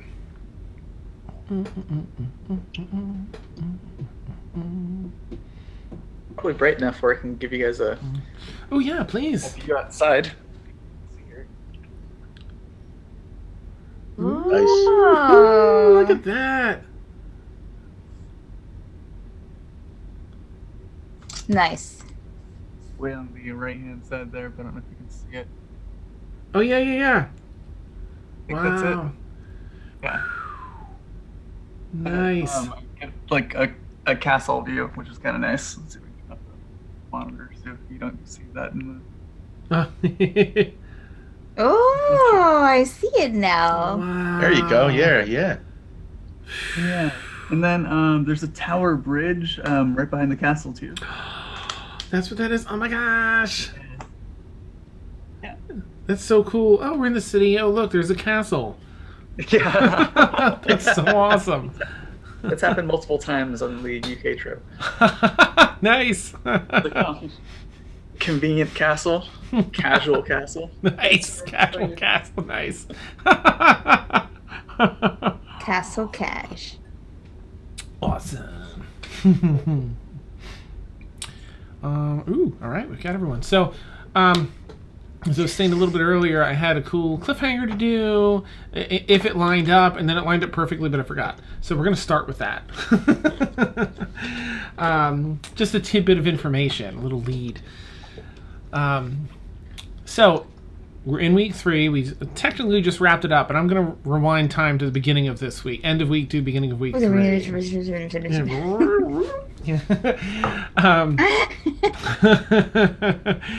And so because everyone's been keeping an eye on Rigby, and because Emil rolled a 28 and a 27, and I think you got an 18, Kaylin, on this last one. I think it was high, whatever it was. Oh, come on, earbuds. There is something that you notice starting end of the second week, beginning of the third week. And Emil first, because he's around you more often. As you know, there's a whole group of sailors that come over and change. Depends on which night it is, but they change out. It's like 7 or 8 people that sit around now to play. And it's become a popular thing to for the sailors to share their stories, their personal stories, and you kind of talk to them and try and pull some of that sort of information out. But often it turns into like hilarious, stories or like big sagas that these sailors have been through. And you've noticed, Emil, that whenever a sailor or a person starts talking about some sort of adventure, something where they were doing something good in an adventure setting, Rigby, much like you do with your dice and in your pocket, Rigby does with something in his pocket. He's got a vest that has horizontal pockets that kind of go in and tip down a little bit, and they're loose enough where you can't quite make out the shape of anything in there, but he puts his hand in and sort of, moves something around in that pocket. Towards the middle of this, almost coming up towards the end of where we were, the end of the second week, you spot Steph and Emil. I'm gonna say that you stand. Kaylin and Emil. I was like, there's someone named Stephanie here? Yeah. Where's the fourth wall?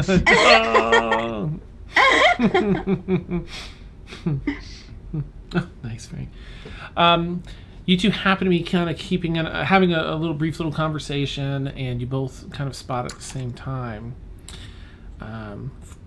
Not one time, but over the latter half of this week,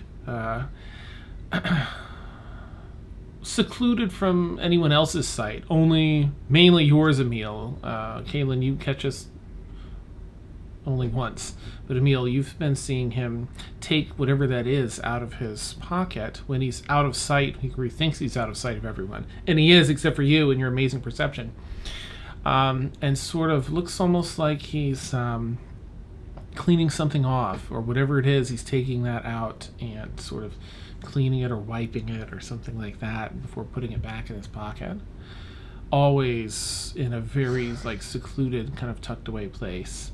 And towards near the end of this, into the third week here, you and Kaylin, Emil and Kaylin, are hanging or having a conversation, and you both see him do this from a distance.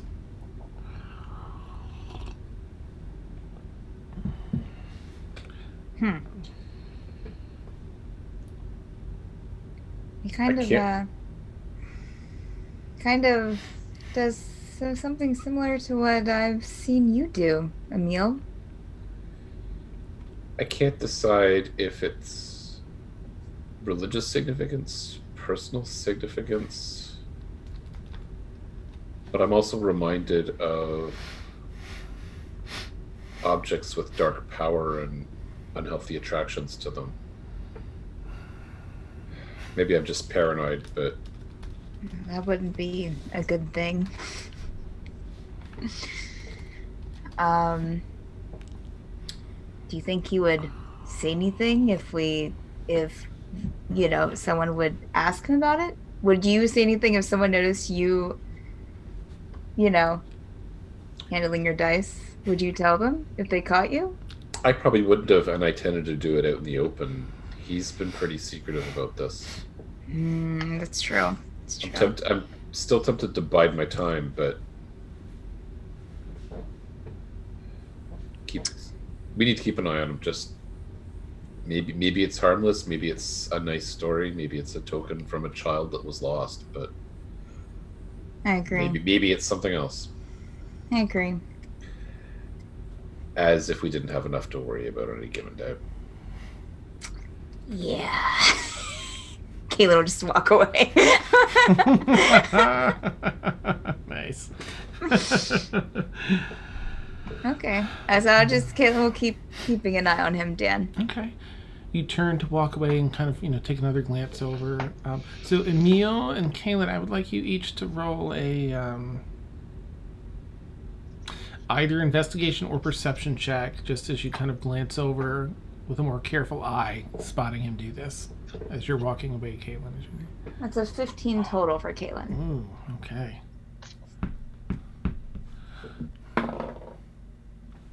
All right. Well, safe by Big Beast Turtle roll.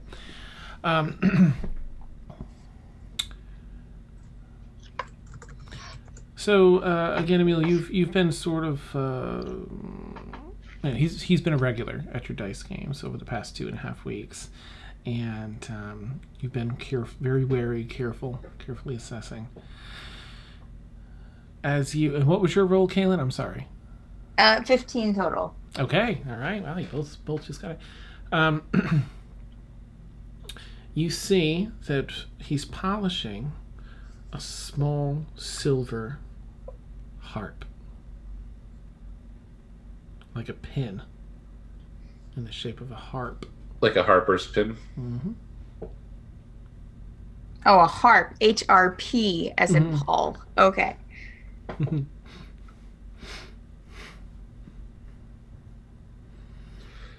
Tucks it back in his pocket. Okay.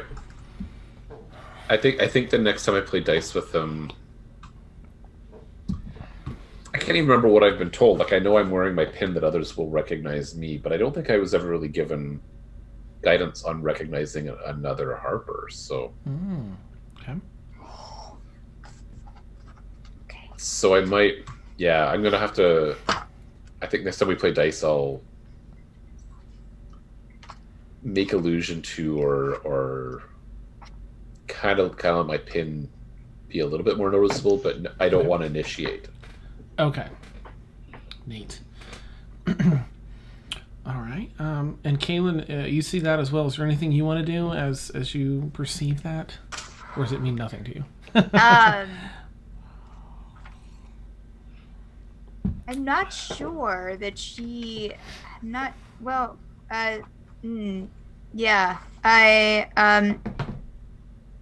I think something will click in her brain, and she will kind of get wide-eyed and go directly to her cabin to consult her notes. Ooh, okay. Nice. To see, like, if you recognize what that is, like, oh. Yeah, to see if yeah. Go ahead and roll a history check with advantage because of your sage background.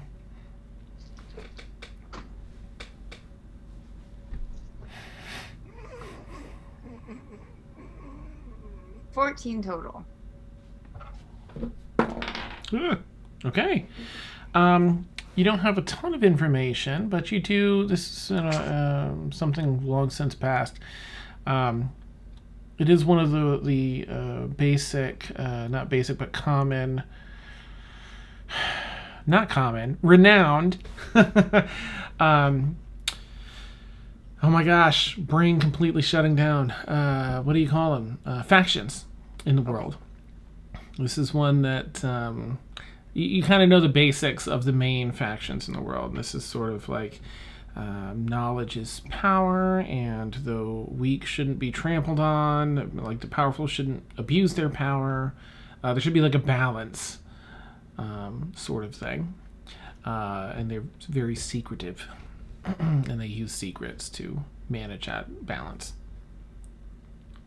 But that's about it as far as they do use different tokens in the shape of a harp, like that particular harp, to signify that they are a member.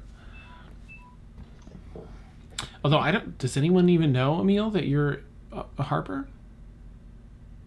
I don't think so. I don't think anybody knows. Oh, it's so exciting. Okay, sorry. No. So, yeah, Kaylin. Okay, so Kaylin will still kind of look through her notes while I look through my notes, because I kind of think that I've came across something with harpers before, but I'm just gonna okay, yeah, please. I'm just consulting. So she will just continue to look in her notes while whatever Emil's doing. Yeah. Okay. Yeah, I think Emil. I have no direct action for him. Okay. She just finds it interesting. Gotcha. And she just wants to make sure that it's not something like dangerous. Okay, gotcha. Yeah, I guess it depends on whether you're abusing power or not. I'm going to, you know what? I'll probably seek out Blueberry, since we're a team now. I'm gonna pull out Blueberry and start pointing it out, and just kind of like, take him to where just kind of holding him, point it out to him, go back and show Blueberry my notes. Nice. I'm a good detective. Neat. This is really interesting. I found out this about them, and so yeah. Neat. Kaylin and Blueberry are tight this week. Nice, it's awesome. I'm sure Blueberry get all into it too, and be very excited about all the mysteries on the boat. And continuously feeding sausages. It's great. Perfect. All right. In that case, I'll put it like, we'll say probably the next night. He'll probably join you, Emil, for you and like 4 other people for a dice game. And pull up a seat and kind of goes through the regular motions. He's paid you back the coin you lent. And is a little more at ease during these dice sessions now, and just in general. And so just playing dice, and people are telling their just stories, and you actually see him sort of, one of those stories ensues, and he kind of puts his hand in that vest pocket, and plays with that pin. If I remember correctly, I think my current pin is like under a collar or something. Mm-hmm. I think so. So I think I'm just gonna like absently kind of flip. Okay. My collar. Just not really acknowledge, just kind of go about continuing to dice. Okay. You see him, let's see. Oh, yeah, he definitely. He catches that and... Well, quite a busy day we had there on the ship, huh? He does some thieves' cant with some of his movements. Let me see what he's gonna say, because he's sort of in awe or like shock, but with excitement. I guess not much of that. You can read it in his facial expression a little bit, but the thieves' cant doesn't really convey that, I guess. He's like, "Are you legitimately a harper?" That's what he's asking in thieves' cant, just to see if you pick up on it.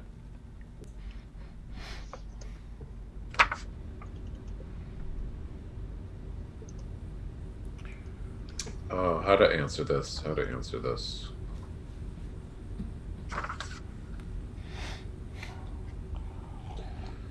You know what? We're not going to have this conversation even in thieves' cant. So I think I'll just flash him a talk later bit in thieves' cant, and then continue the game. You know what? Sailors, you never know. Yeah. Who on a boat is going to know thieves' cant? So okay. Oh, and then he carries on, gives an acknowledgement, and continues the dice game. He does excuse himself a little bit earlier than normal from the game, and just says, "Well, I'm gonna see if I can get something from the galley before it closes up for the night. Good night, gentlemen." And turns and walks down to the galley. Play another couple of minutes, and then I'll excuse myself, head below decks, maybe a different direction, and then double back to the galley. Nice, okay.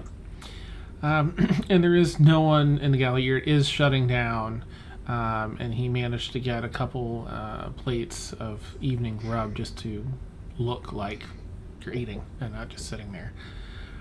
You gotta wash those plates on your own when you're done. I washed so many tonight.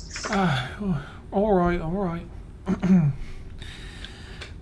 Fantastic food, though. It's gotten better and better every day. Thanks, I've been trying. Oh, hey, Emil. If you want something, there's a little bit left over sailor stew in the pot there. You gotta wash your dishes too. Good night. Is that the sailor stew from yesterday? No. Is that the sailor stew from the day before? No. Is that the sailor stew from last week? It's new sailor stew. All right, thank you. I appreciate We're that. running out of ingredients. I gotta. Yeah. We gotta make landfall soon. Good night. Good night. Thanks again, miss. Gives an extra tip of the hat there. His what kind of hat did we give him? Because he looked like He has like the Crocodile crocodile. Dundee yes, hat. that's it. Thank you. Yep. Well, that with little alligator teeth around the brim. Or crocodile, I suppose. Okay. And he's all right. Well, he's gonna do a quick check around, make sure there's no one else in there. And there isn't. Erin was the last one in the kitchen. She closes up, and there's even a door that closes for this area. Well, it's closed over and latched anyway. It's not locked, just latched shut. Yeah, because they can go in and do their own dishes. Nice. Well, I can't say I was expecting that, but wow. But are you? Well, I have so many questions. But are you, in fact, you know? I could ask you the same question, but you started the voyage in the rig? Yeah. Well, I'm not retired per se, but not active either. Are you inactive or uninvited? Inactive. It was my choice. I think for the best.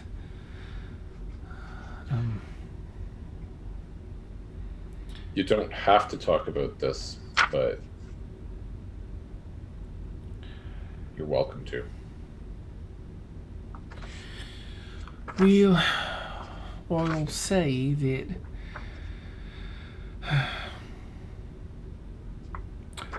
I still very much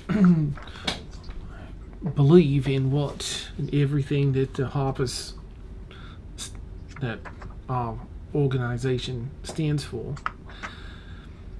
I just found it, perhaps I was just cursed, or maybe it's just the way of the world, but the more good that I did, it felt like the bad in the world was just getting worse. Couldn't stay ahead, you know? Someone once told me that if your average shopkeeper or merchant or farmer really knew what was out there, they'd die in their sleep. I don't know that it's so much that you fall behind, the more good you do. It's just that the more you know, the harder it is to keep up. Yeah. Well,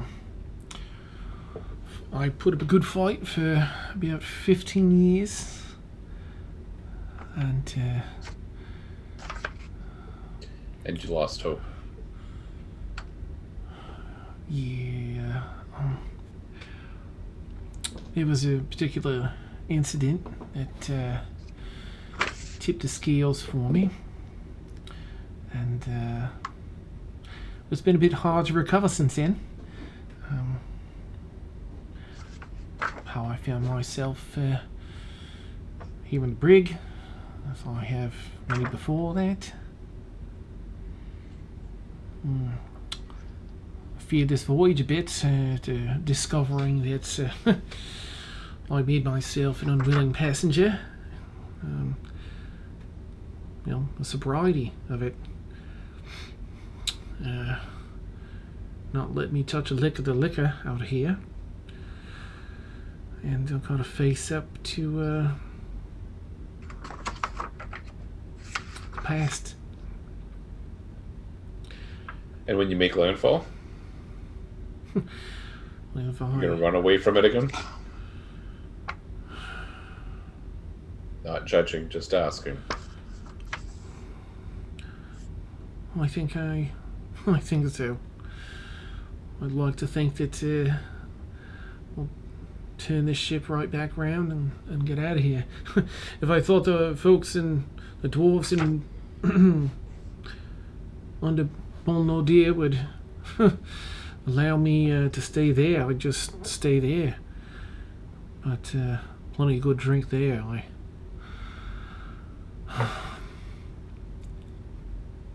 Is that all that's left for you? I have moments, moments where I feel like I could do more, be more, but something always knocks me back down.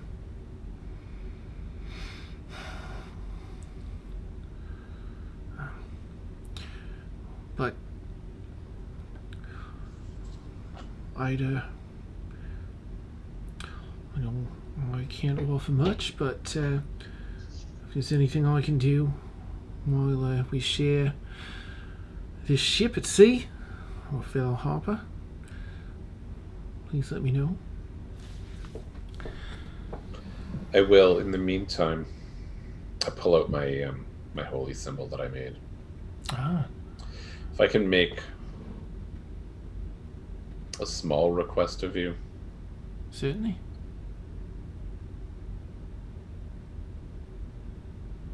Do something small.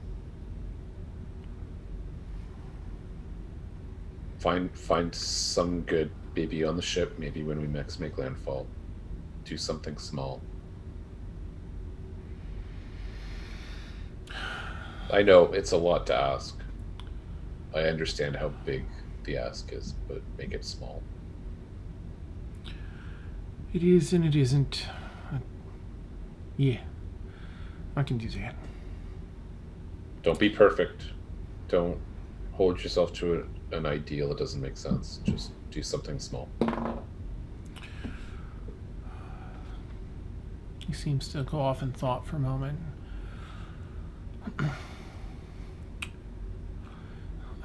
So, I know that we don't know each other that well. I mean, a little bit. Games of dice have always been a way to connect to people. I've always enjoyed them. I may have a favor. I have a bit of a dilemma myself. And I may ask you a favor. You're, of course, free to turn down. But I won't know for another day or two. A few days, probably. You seem like a trustworthy bloke. And all right, just let me know and I'll see what I can do. What my friends and I can do. All right. It's a bit hard to picture myself trusting anyone these days, or anyone putting any trust in me, but we appreciate your candor here. I will say trust can be found in strange places, but I'll say it and thieves can't. Ah, nice.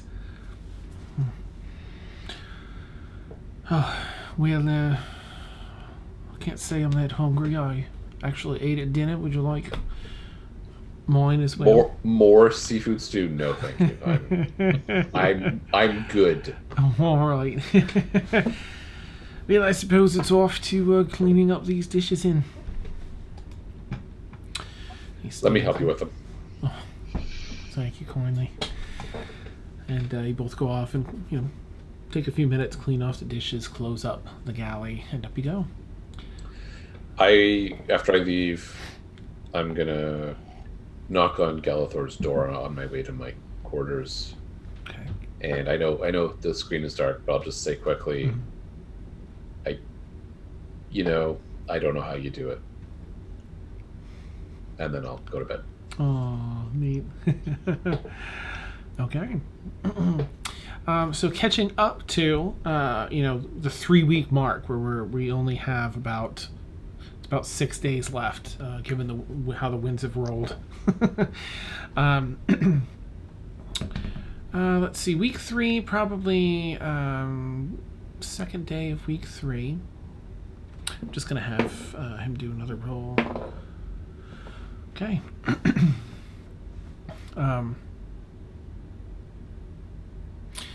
Early morning, Emil. Probably like 3:30 in the morning. There's a soft knock on your door.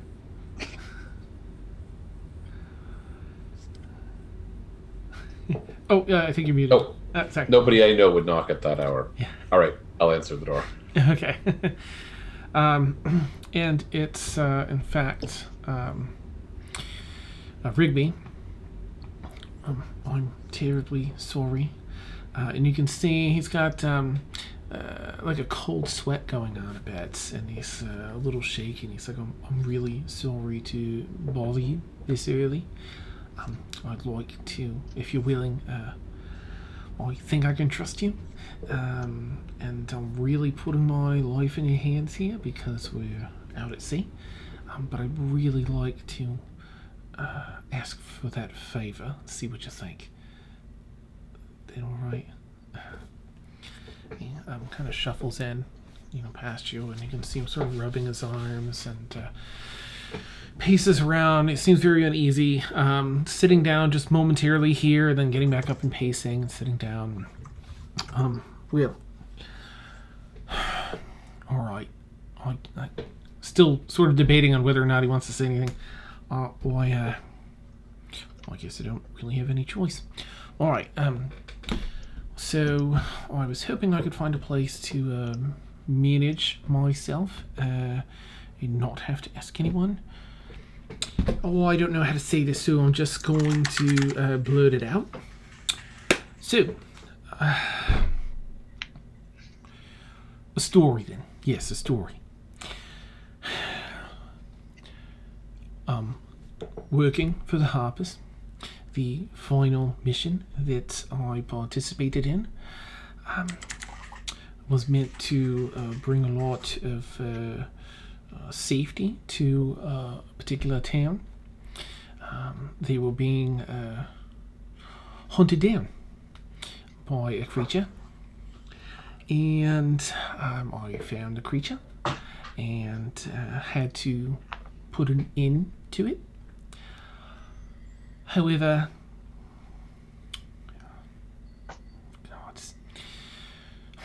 the creature was a werewolf. I was afflicted. I probably, in my madness, slaughtered quite a few people all the way from that town to my closest safe house. And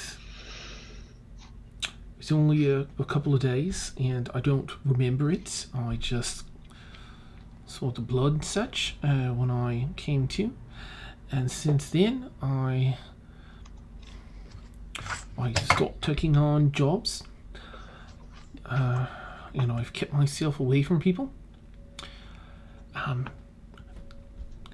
Lock myself up. I've got a nice setup where I chain myself up, and so I don't have to hurt anyone. I have someone trusted that comes by and unlocks me after. But I found myself at sea, and we have about 2 days before the full moon start, and I cannot find a place to lock myself, even in the hull. And I was hoping that you might help me find a way to keep myself locked away somewhere where I can be let out after. I don't want to hurt anybody. I feel like I undid all the good work I'd done before by taking the lives of those innocents. Well, I imagine they were innocent. I like to think maybe they weren't. What do I do? I have a friend or two who may be able to help. Let me look into this today. I'll get back to you. Perhaps this arm and wipe some of the sweat off. Thank you. I really appreciate it. I think the first full moon is night after tonight. And it's a full moon for 4 days.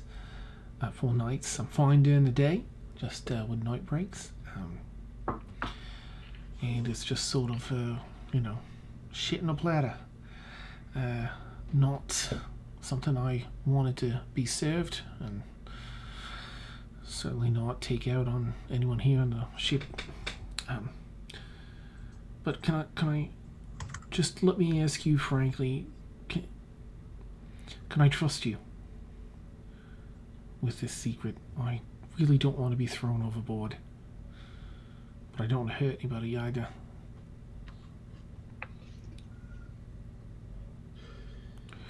You can trust that I'll go to great lengths to prevent innocents from being harmed. And by innocents, I mean on both sides. I mean you and the sailors. I appreciate that. I may have to share your secret with a friend or two, but I'll do my best to be circumspect about it. Thank you. Look, if I get bad and I look like I'm going to hurt anybody, please either knock me out or put me down if you have to.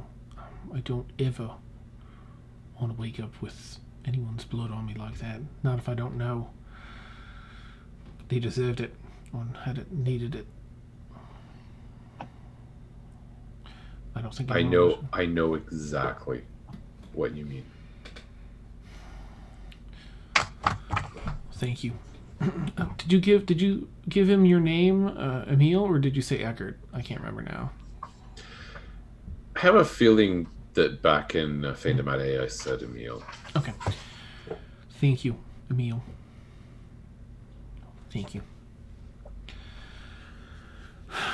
He nods and kind of shuffles out and kind of looks out both ways down the hallway, turns back, gives you a nod, and closes up the door.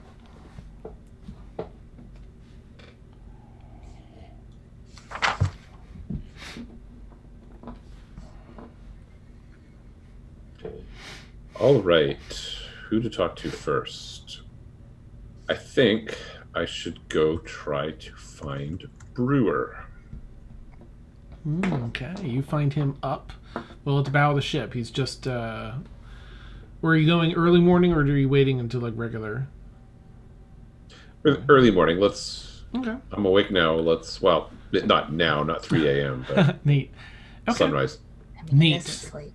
So. Yeah, that's basically, when he heads out there is at sunrise, when he can first start looking out. And yes, I am especially proud of the pun in chat. That's awesome.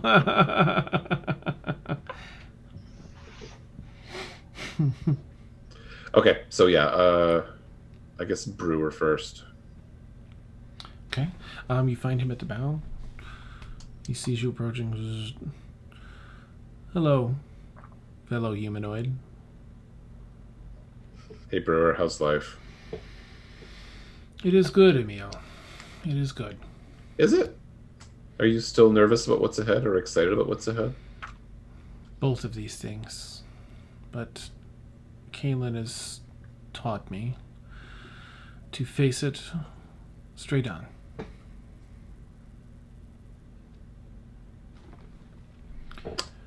How do you feel about monsters?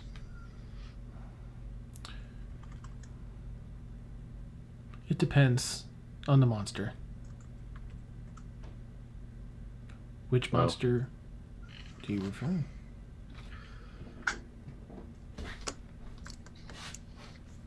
There are some who are monsters who don't intend to be, who need protection from themselves as much as protection from others. I'm wondering if, with your long life, you have some experience with those like that. Kind of leans back a little bit and back over to you. In fact, I do. You are aware of the affliction that faces Councilperson Shuffletrot, yes? Stepping out of character from what we are, aren't we? Yes. I think so. She's A werewolf. Forgot. a werewolf. Okay. I traveled many years with her. I spent some time with her when she was first afflicted. And those were trying times for her. I would imagine. Were you able to help her in any way, or perhaps just shield her or others? There were measures taken. She received her affliction in the Feywild, in a city of purebred werewolves of many generations. So she had a greater command over its power. They bestowed upon her a book that taught her how to manage the wolf within, she called it, called the Lupine Pandect. Great. I would love. I wonder. Wait, it's a book? At the keep, correct. At- Or last I saw. I wonder. Well, okay. You've given me another line of inquiry because I wonder if there's a book like that in Kaylin's fantastic library, but I digress. There is. If I may take you into my confidence, Brewer. Yes. There is one such as Council Shuffletrot on this ship, and they fear that they will bring harm to others soon. I thought of you, both because of your good heart, your immense strength, and I'm guessing you're immune to lycanthropy? Yes.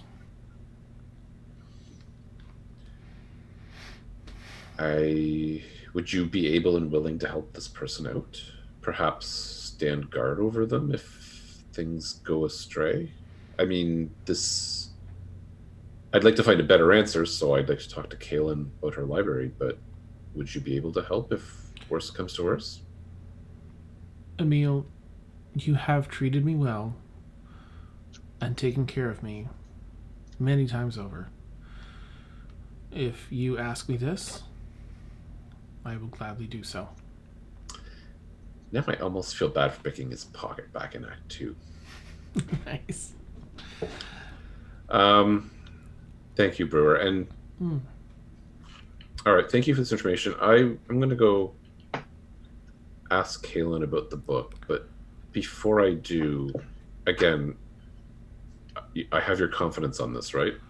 I will share this with no one unless you give me permission. Okay, I will lean close and whisper Rigby's name into his ear, and then I'm going to go try and find Kaylin. Understood. He looks back out to the...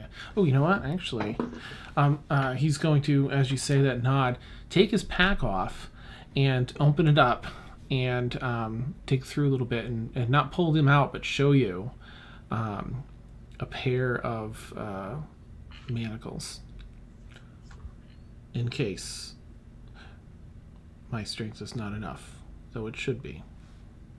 And closes his pack up. Thank you. Yes. All right. Off to find Kalen. Good day, Emil. And and you head off. And Kaylin, where are you right now? Well, I'm guessing Kaylin's probably still investigating with Blueberry. Yes. And researching her notes. So her and Blueberry would be probably around Kaylin's bunk, looking over her notes. Okay.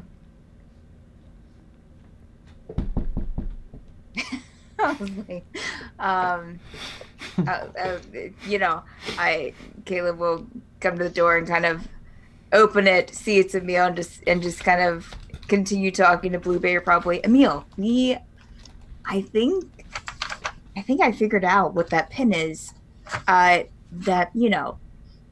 Blueberry, I've included him in the conversation, and I think it's a Harper's pin, and yeah, really secretive organization, really secretive. You're gonna make me make a charisma roll to bluff that I have no idea what she's talking about, aren't you? Really secretive organization. Have you heard of them before? Nice. What is it, a bluff roll? Oh no. It'd be deception. Yeah, deception check This- against perception for Caitlin. 15 plus 0 is 15. Or insight for Galen. Oh yeah, I'm sorry. Right, insight for Caitlin. And I assumed Blueberry would get a shot at me too. It was a natural one. Oh, okay. Blueberry got a natural 2. Your secret is safe, Emil. Whoa. Oh no, the world's worst detectives. Have you heard of this before? That's amazing. The what? Wow. They're called the Harpers, and I've done a little bit of research, and I remember I've heard about the Harpers before, and it clicked something in my head, so I went into my notes because I keep a lot of notes, and they were into like powerful weaponry, and someone told me they might be a lead actually into finding out more about my people. But it's funny because we're already on our way for that, but they might have a lead in. I'm surprised. You seem pretty cultured, like you would have known they are a secretive organization. You seem like no? Okay. The thieves. All right. So powerful weapons and secretive sounds like thieves or assassins? I don't know. Blueberry's been helping me. I'm a good helper. I think we might be on something. We're still going to look. Did you need something? Are you here for a reason? Did you have more information? I actually had a question, but I'm keeping somebody's secrets, so I would appreciate if both of you would be discreet about this question. Whoa. Someone told me of the existence of a book about werewolves, and I'm in somewhat urgent need of knowledge of how to deal with a werewolf. The Lupine Pendact. Is that it? Hey, I got. Kaylin will start pulling. Wow, Kaylin's a lot smarter than Emil. Wow, that's impressive. Kaylin will start pulling through her bag and just kind of sitting things aside as she's doing so. Could you close the door? I don't want people seeing all of my stuff on the. And Emil will notice that there's all kinds of papers all over the wall because again she's been kind of like doing notes and like keeping notes about like her knowledge of her home people and Warforged and. Is this kind of a beautiful mind kind of layout on the wall? Yes. Yeah, it's intense. Here it is. I will give the Lupine Pendact to Emil. Now I haven't finished reading it yet. Why are you reading about werewolves? Because there's a full moon in 2 nights. And we're on a ship. Wait, Blueberry, out. Oh. Wait. Nice. Blueberry... Yes? Wait. You don't know anything about werewolves, do you, Blueberry? No, I'm sorry. Are you a werewolf too? Are you a werewolf and a vampire? Is that even possible? Sorry, I'll turn to Blueberry. Blueberry, I don't mean to exclude you. You're a good friend. Kaylin, does Blueberry have to leave, or like, what do we want to do? No, Blueberry doesn't have to leave. good. No, Blueberry's fine. Good. Yeah, I will give Blueberry sausage. I'm a good detective. I can help. You are an excellent detective, Blueberry. Don't let anyone tell you differently. Believe in yourself. All right. So you're a werewolf too? No? No. Something new? Okay. I just wait because I've decided Kaylin's way smarter than me because she knew about the lupine pandex, so I'm just gonna wait and see if she figures out who. I say it's not me, and then I just wait. Galathor?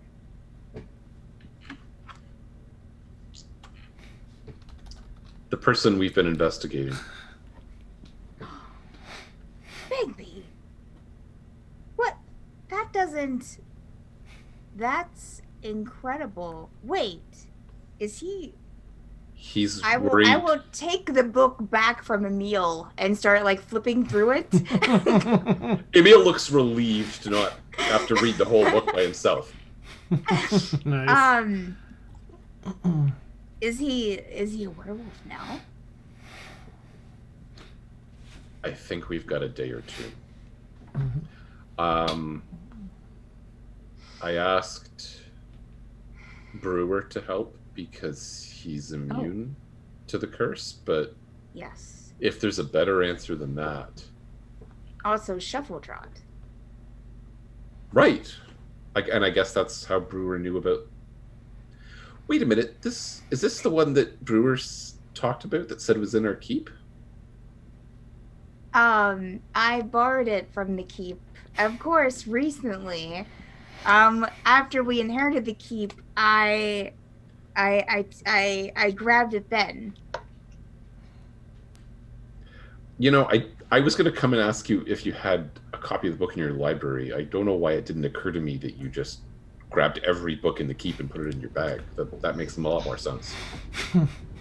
This one caught my attention. Are you a werewolf? Blueberry No. looks up. No, I'm not. Oh. You're okay. You're okay, Blueberry. Okay, well, we should probably. So Brewer knows about this. I know about this. Blueberry now knows about this. Yes.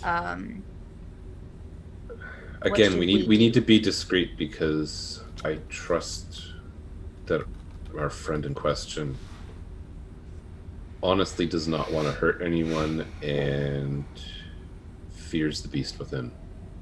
Even though he's part of a secret organization that's interested in large, potentially powerful weapons.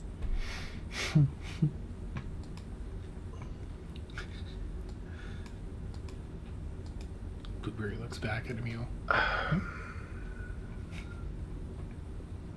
Even though Okay. have I been wrong in trusting people before? Yes, I have, and it led to friends of ours nearly dying, but I do trust him. Okay. All right. Well, I trust you if you trust him. So let's. Are we looking to help him fight it, or is there a cure? Is this why you're reading the book? Probably. Yeah, I'm hoping you have answers to those questions. Let me, because I've read some of it, but I haven't read any of it. Let me just kind of speed through it a bit. Dan, what kind of roll do I make? Well, you specifically, I remember you saying, I'm reading this, so you actually have some knowledge. So what is it? What particular knowledge are you looking for? I guess if there's a way to stop him from turning into a werewolf. Okay. I believe you read at least the first 2 chapters, if not the first 3, I think. Look at me. So, yeah. So the book talks a lot about identifying the beast within. Yes. There's a meditative, not trance, but he would need to meditate. And there's a guided meditation in there that brings you to a forest of the mind, and where you have to attempt to meet and speak to, commune with the beast, the wolf within. And move forward from there. There is no way initially to stop the process on a full moon. Later on, there is, if you persist. Oh, okay. But if they do this guided meditation, there's a possibility they can stop it then? Yes, per night. You'd have to do it each night of the full moon before the moon rises. And that would allow him, if he succeeds in communing with us, he would not transform that night. Is it just him that does? Does it say, is it just the person transforming that does the meditation? Mm-hmm. We can't all transfer into a forest of the mind. I mean, one person can make like rustling sounds. That and another sounds can... lovely, honestly. You can go for it. I give some advantage for that. Yeah. Okay. All right. Well, okay, so I'll relay that to Emil. It does say that he can do a meditation to try and stop it each night of the full moon. And that will help him to commune with the forest of the mind, but there's no guarantee that will work each night. But it's... That was a lot of words that didn't make a lot of sense to me, but maybe you need to talk with Rigby? Forest of the mind? Come on. Yeah, let's go and talk to our dude. Where's he at? You know, he might be swabbing the deck by now, but if maybe we can catch him in his bunk before he leaves, if we're lucky. Yeah, let's go. Yeah, it's early enough, because you said it was still pretty early. So you go past the and find his bunk. I take it we grab Brewer on the way. Or no? Are we just going just the 3 of us? Let's just go the 3 of us. I mean, Okay. Brewer was kind of hired for his muscle. Okay. I'd probably talk to Galathor at some point, since we might need a holy warrior if things go really far astray, but let's just talk to him for now. Okay. All right. Okay. You all knock on the door. You hear sort of like a heavy breathing, like and some footfalls over to the door, and just peeking through the narrow crack in the door. Oh, right. Come in. Steps back slowly, and you can see the beads of sweat on his face. And he's, and that heavy, cold sweat, feverish. Oh, please. So, just quickly, because I don't want to take up a lot of time or arouse suspicions. I've spoken with the Warforged. The Warforged has experience in dealing with the Moon of Crisis. Really? So, if worse comes to worse, and the Warforged has manacles, I didn't ask, but good to have. Good, yeah. Right, I'll use his. However,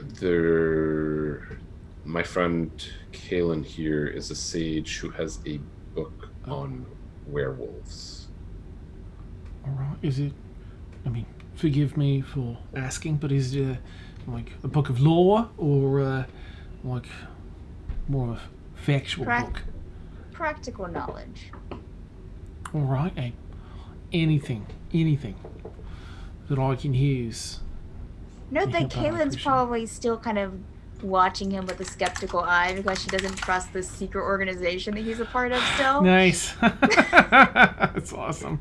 But she's still open to him. I'm going to take my alchemy jug out and pour him some water. Give him some water.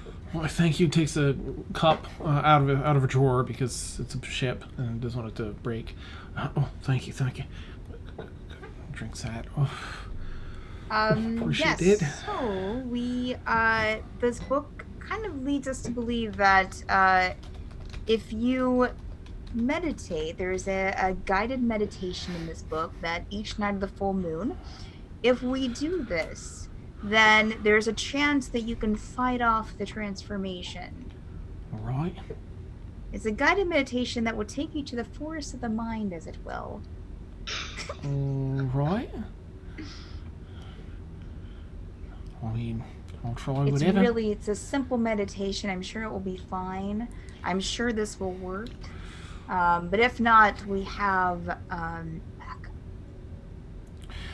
backup. So I have a pair of silver manacles that I usually use, not with me, of course, because I have nothing.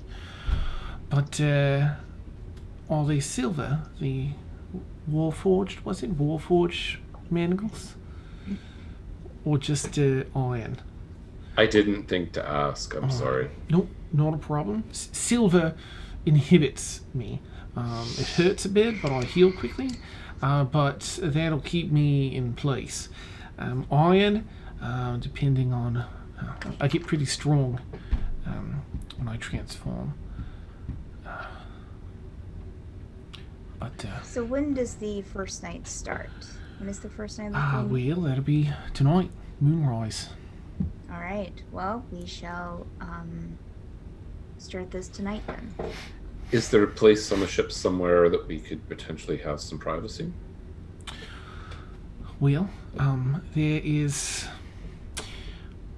a place that I managed to find. Now, there are 3 decks below the main deck, and the storage beneath. However, there's a half a deck built in with a small square little doorway, tall like enough. a dwarven deck? Exactly. Now, I haven't asked what it was for. I did see some munitions in there, so perhaps for protection. And it was high enough for maybe gnomes and dwarves and the like. But there's some really strong posts in there to hold, I think, a couple of cannons I saw in the beginning, with some boxes of heavy cannonballs that maybe I could get tied around to make things more difficult for me to roll. If that's helpful. Yeah, that sounds... So there's a lock on the door, which is pickable. I put it back Kayla nicely. looks to Emil. You know how to pick We could lock, try. right? I tried one once. It didn't seem too bad. Nice. Sounds like a plan. All right. Well, I have to work up on deck until just after supper. So maybe I'll meet you around the hallway there. It's just before the galley, stairwell before the galley. Meet you around there. Sounds good. Secretive. You are sent from the gods. In the shadows. Oh, yeah, I can try. Not that stealthy, but give I'm it a sure shot. you'll be fine. All right. Well, we'll meet up with you later. All right, thank you all. Caleb will kind of back out. Nice. All right. That's awesome. Anything anyone wants to do? This is the second day now into week 3. Is there anything Emil and Kaylin want to do, or anyone else for that matter? Kaylin will probably read, just kind of refresh her memory and her mind on the Lupine Pendact. Okay. Mort and Galthor, are you two still focused on navigation this week? Yeah, blissfully unaware. Gallagher might be doing some rigging work this week. Okay.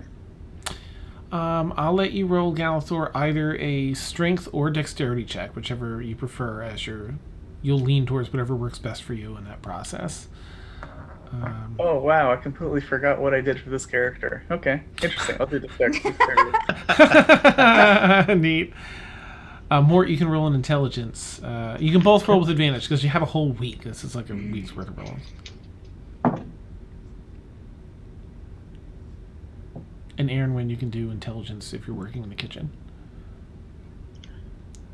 Intelligence or dexterity? Yeah, let's do dex. I feel like you would have learned the requisite recipe, and now you'd be practicing it. The one singular recipe that I can make with what's left over now. Whoops, that was Nice. Oh no. Uh-oh. Oh no. No soup for you. That's Nice. That's an 8. Oh, okay. No, yeah, it's a tough week. You're still getting the hang of the timing of everything. You know the components, but it's tough to keep up with the timing of heating, stirring, mixing, chopping, and prepping, and everything else. Yeah. The kitchen keeps sliding everywhere. It's like, no. For real. And Galathor? 15. Okay. You can give yourself 2 more sailing points for getting a 15. Nice. It's 15 to 20, so awesome. Mort, what did you get for your navigation? 14. Oh, okay. 1 sailing point for you today. Got it. This week. Kaylin, are you doing any ship watching this week? For the 3rd week? Mm-hmm. I've already rowed. You did? It was like, yeah. All right. Sorry, we're technically in the 4th week. Oh, in the 4th week. Okay. Yeah, it's 3 weeks and 2 days, which sort of puts us into the last that would one. be a 17. Oh, 2 more sailing points. Neat.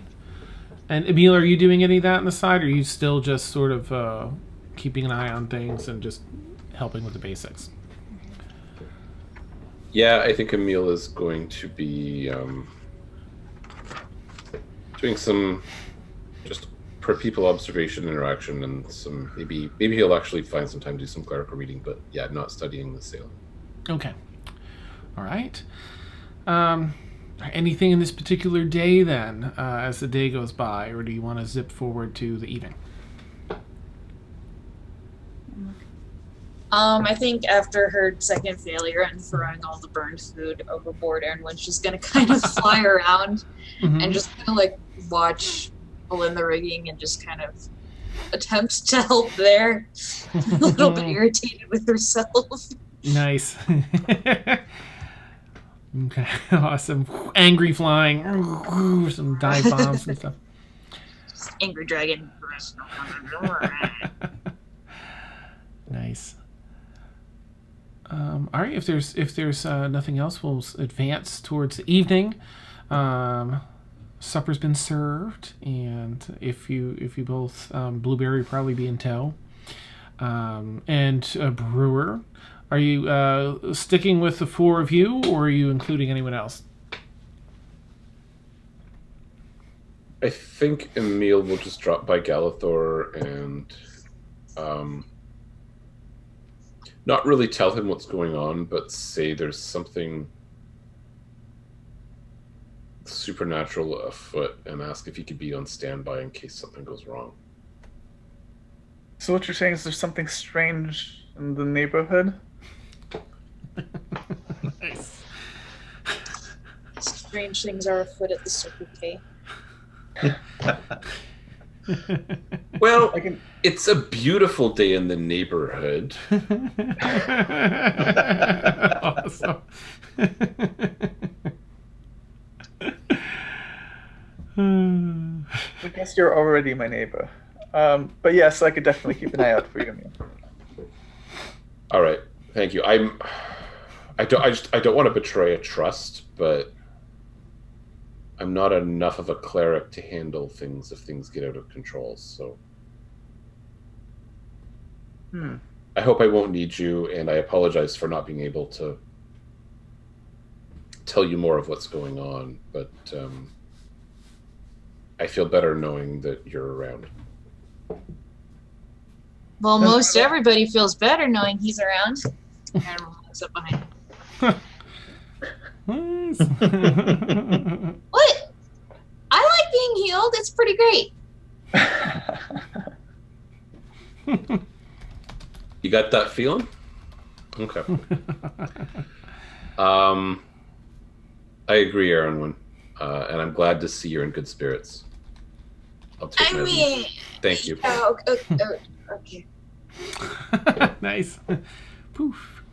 She's gonna kind of go into Gallagher's room, like, "Can I have another story, please? My cooking sucked today." Oh. I mean, I'm sure you tasted it, but what was he talking about? What was he talking about? Yeah. What was he mentioning about the neighborhood? We're on a ship. It's not really a neighborhood. Just that, well, Emil and I's room share our quarters share a wall, so I guess that makes us neighbors. Okay. But there was this one time when we were exploring, and we thought we saw some flowers out in the forest, but they were actually a large number of spider nests, and we got out of there quite quick, as you could imagine. Oh. Yeah, no thanks on spiders. Awesome. Story time. All right. So, Emil, as you make your way down, you do find, excuse me, Rigby, where he said he'd be. Looking a fair bit worse at this point. The sweats have just turned into like this terrible clammy skin. Hair sort of damp from the sweat throughout the day and just shivering, and you can see his canine teeth are just a little bit longer, a little sharper. Not one to be like, oh my gosh, fangs, but you can see, because you're aware, some slight changes. All right, we'll probably have about an hour and a half. If we could, and he kind of looks back at you and Kaylin and Blueberry and Brewer. All right, well, at least I know in good hands. Yeah, nice. Has a big howling wolf on the front too. All right. So I took the. Well, I don't want to take a lockpick away from you. Would you like to try first, Emil? You know what? Let's give it a try here. Yeah, neat.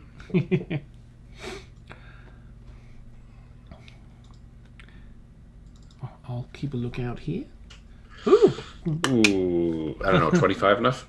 Nice. Pops undone, short work. Well, impressive. All right, coast looks clear. Level 0 lock. Nice. I'm not so sure if he's gonna fit in there. But Brewer sort of like compresses his shoulders in, sort of in a telescopic manner. Like, all right. And he climbs in. Everyone gets in. It is. Kaylin, you can stand up and have just a little bit, like a couple inches of clearance. There's room in here, guys. Yeah, everyone else is sort of like ducking under the rafters. It's Rose. It's having babies. Nice. All right. Oops. And there are cannons that line both sides. The crates full of cannonballs, and there's some powder down here, some black powder, but all tucked and stored very safely and locked up. Clearly, like a surprise, we can defend ourselves, sort of half deck built in. And you couldn't see from the outside. You can see in here, it's obvious from in here, but from the outside it's nearly seamless where the ports pop open, so as to catch ships unaware that are attacking. Okay. So, all right. Well, what do I do? All right. And where do I go? I will, since I don't have the meditation in front of me, Dad, I will say that Kaylin just says the meditation. Okay. This is what you do. We just need to follow these steps. Mhm. And that will take you to the forest of your mind. All right. Actually, if you want, go ahead and describe a forest scene, like a guided. You're walking along a path, and you get to, guiding to a forest clearing. You'll see a lovely, lush green area with All right. with birds, just the perfect kind of birds that don't make a lot of noise. The Uh-huh. leaves are green. Yeah. Everything is nice and just colorful, but not gregariously so, but serenely so. All right. And it's just wonderful. There's a nice light breeze against your face. I can almost feel it. Yeah. All right. Yeah, I can see this. I'm in a forest. I feel like I have a scent or something. And it says to follow that in the book. Oh, Is it the scent. scent? Yes, follow the scent. All right. All right. I'm racing through the forest at a full race. All right. I'll slow down. All right. There's the light isn't really penetrating the trees here. Okay. Just shafts of light here, and wait. There's a clearing up ahead. Okay. Should I go in the clearing? Is it? Yes. Go to the clearing. All right. I'm at the edge of the clearing and stepping through. It's all grass here, soft and comfortable. The light is very warm. Sounds wonderful. What do I do now? You wait for the wolf to approach.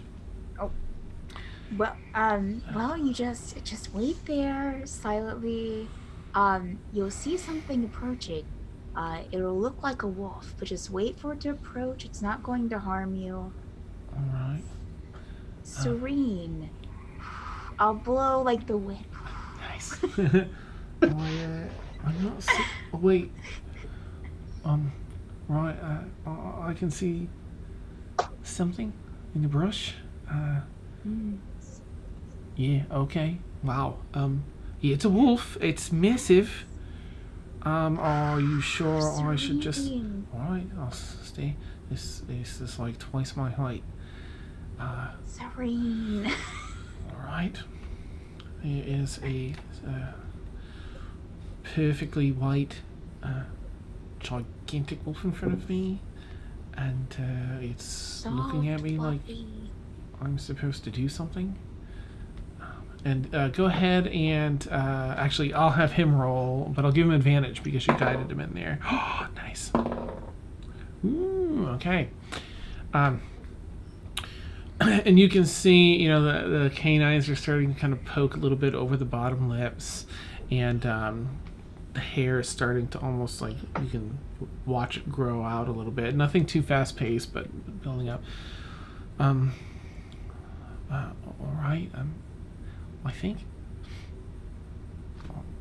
he wants me to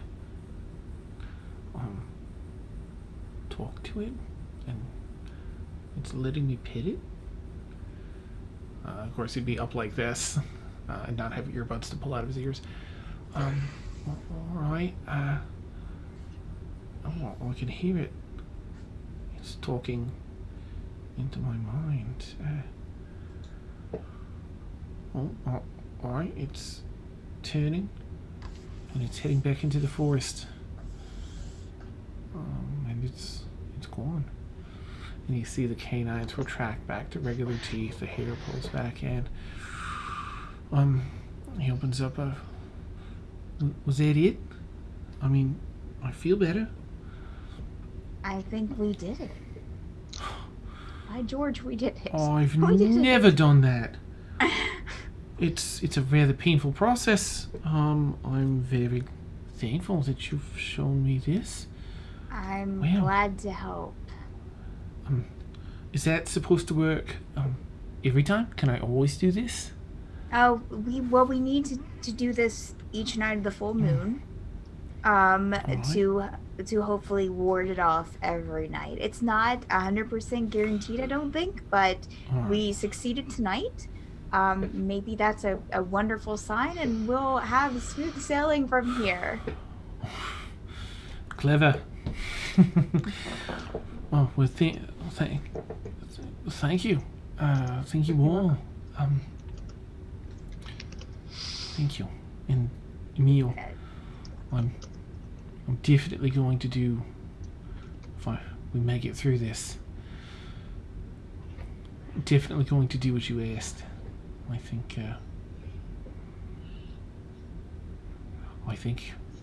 there might be hope for me. Just take this one day at a time. All right. Well, I don't know about you, but I'd like to get out of this creepy half deck. Yes. So same time tomorrow night for your... Yes, let's do that. All right, and he heads out, and I'm just gonna have him roll for the next 3 nights. All right. So you repeat the process the next 3 nights, and everything is kosher. Thankfully, he has advantage each night. There would have been some disaster. The ship is maybe a day or 2 out, the captain says, from reaching dock on the western coast of Bolnadir. Caitlin thinks herself a werewolf whisperer now. Nice. Kaylin, werewolf therapist. She's like, wow, I'm going to hold on to this book forever. Open an office. I can cure werewolves. Nice. Which is probably not the right thing to think, but that's what she's going to chalk it up as. Beautiful.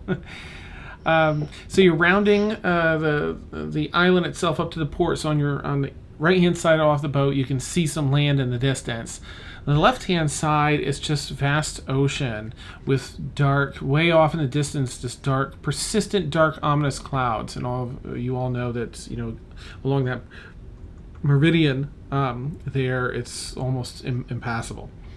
In fact, you see in the far distance a ship that is similar to this, 2 or 3 mast ship from this distance. It's hard to see, and it's pointed directly at your ship, but you see it moving sideways like this. And that's where we'll end tonight's session. What the freak? Whee! Almost on time. Thank you, Warren, for the reminder. It's like, oh, okay.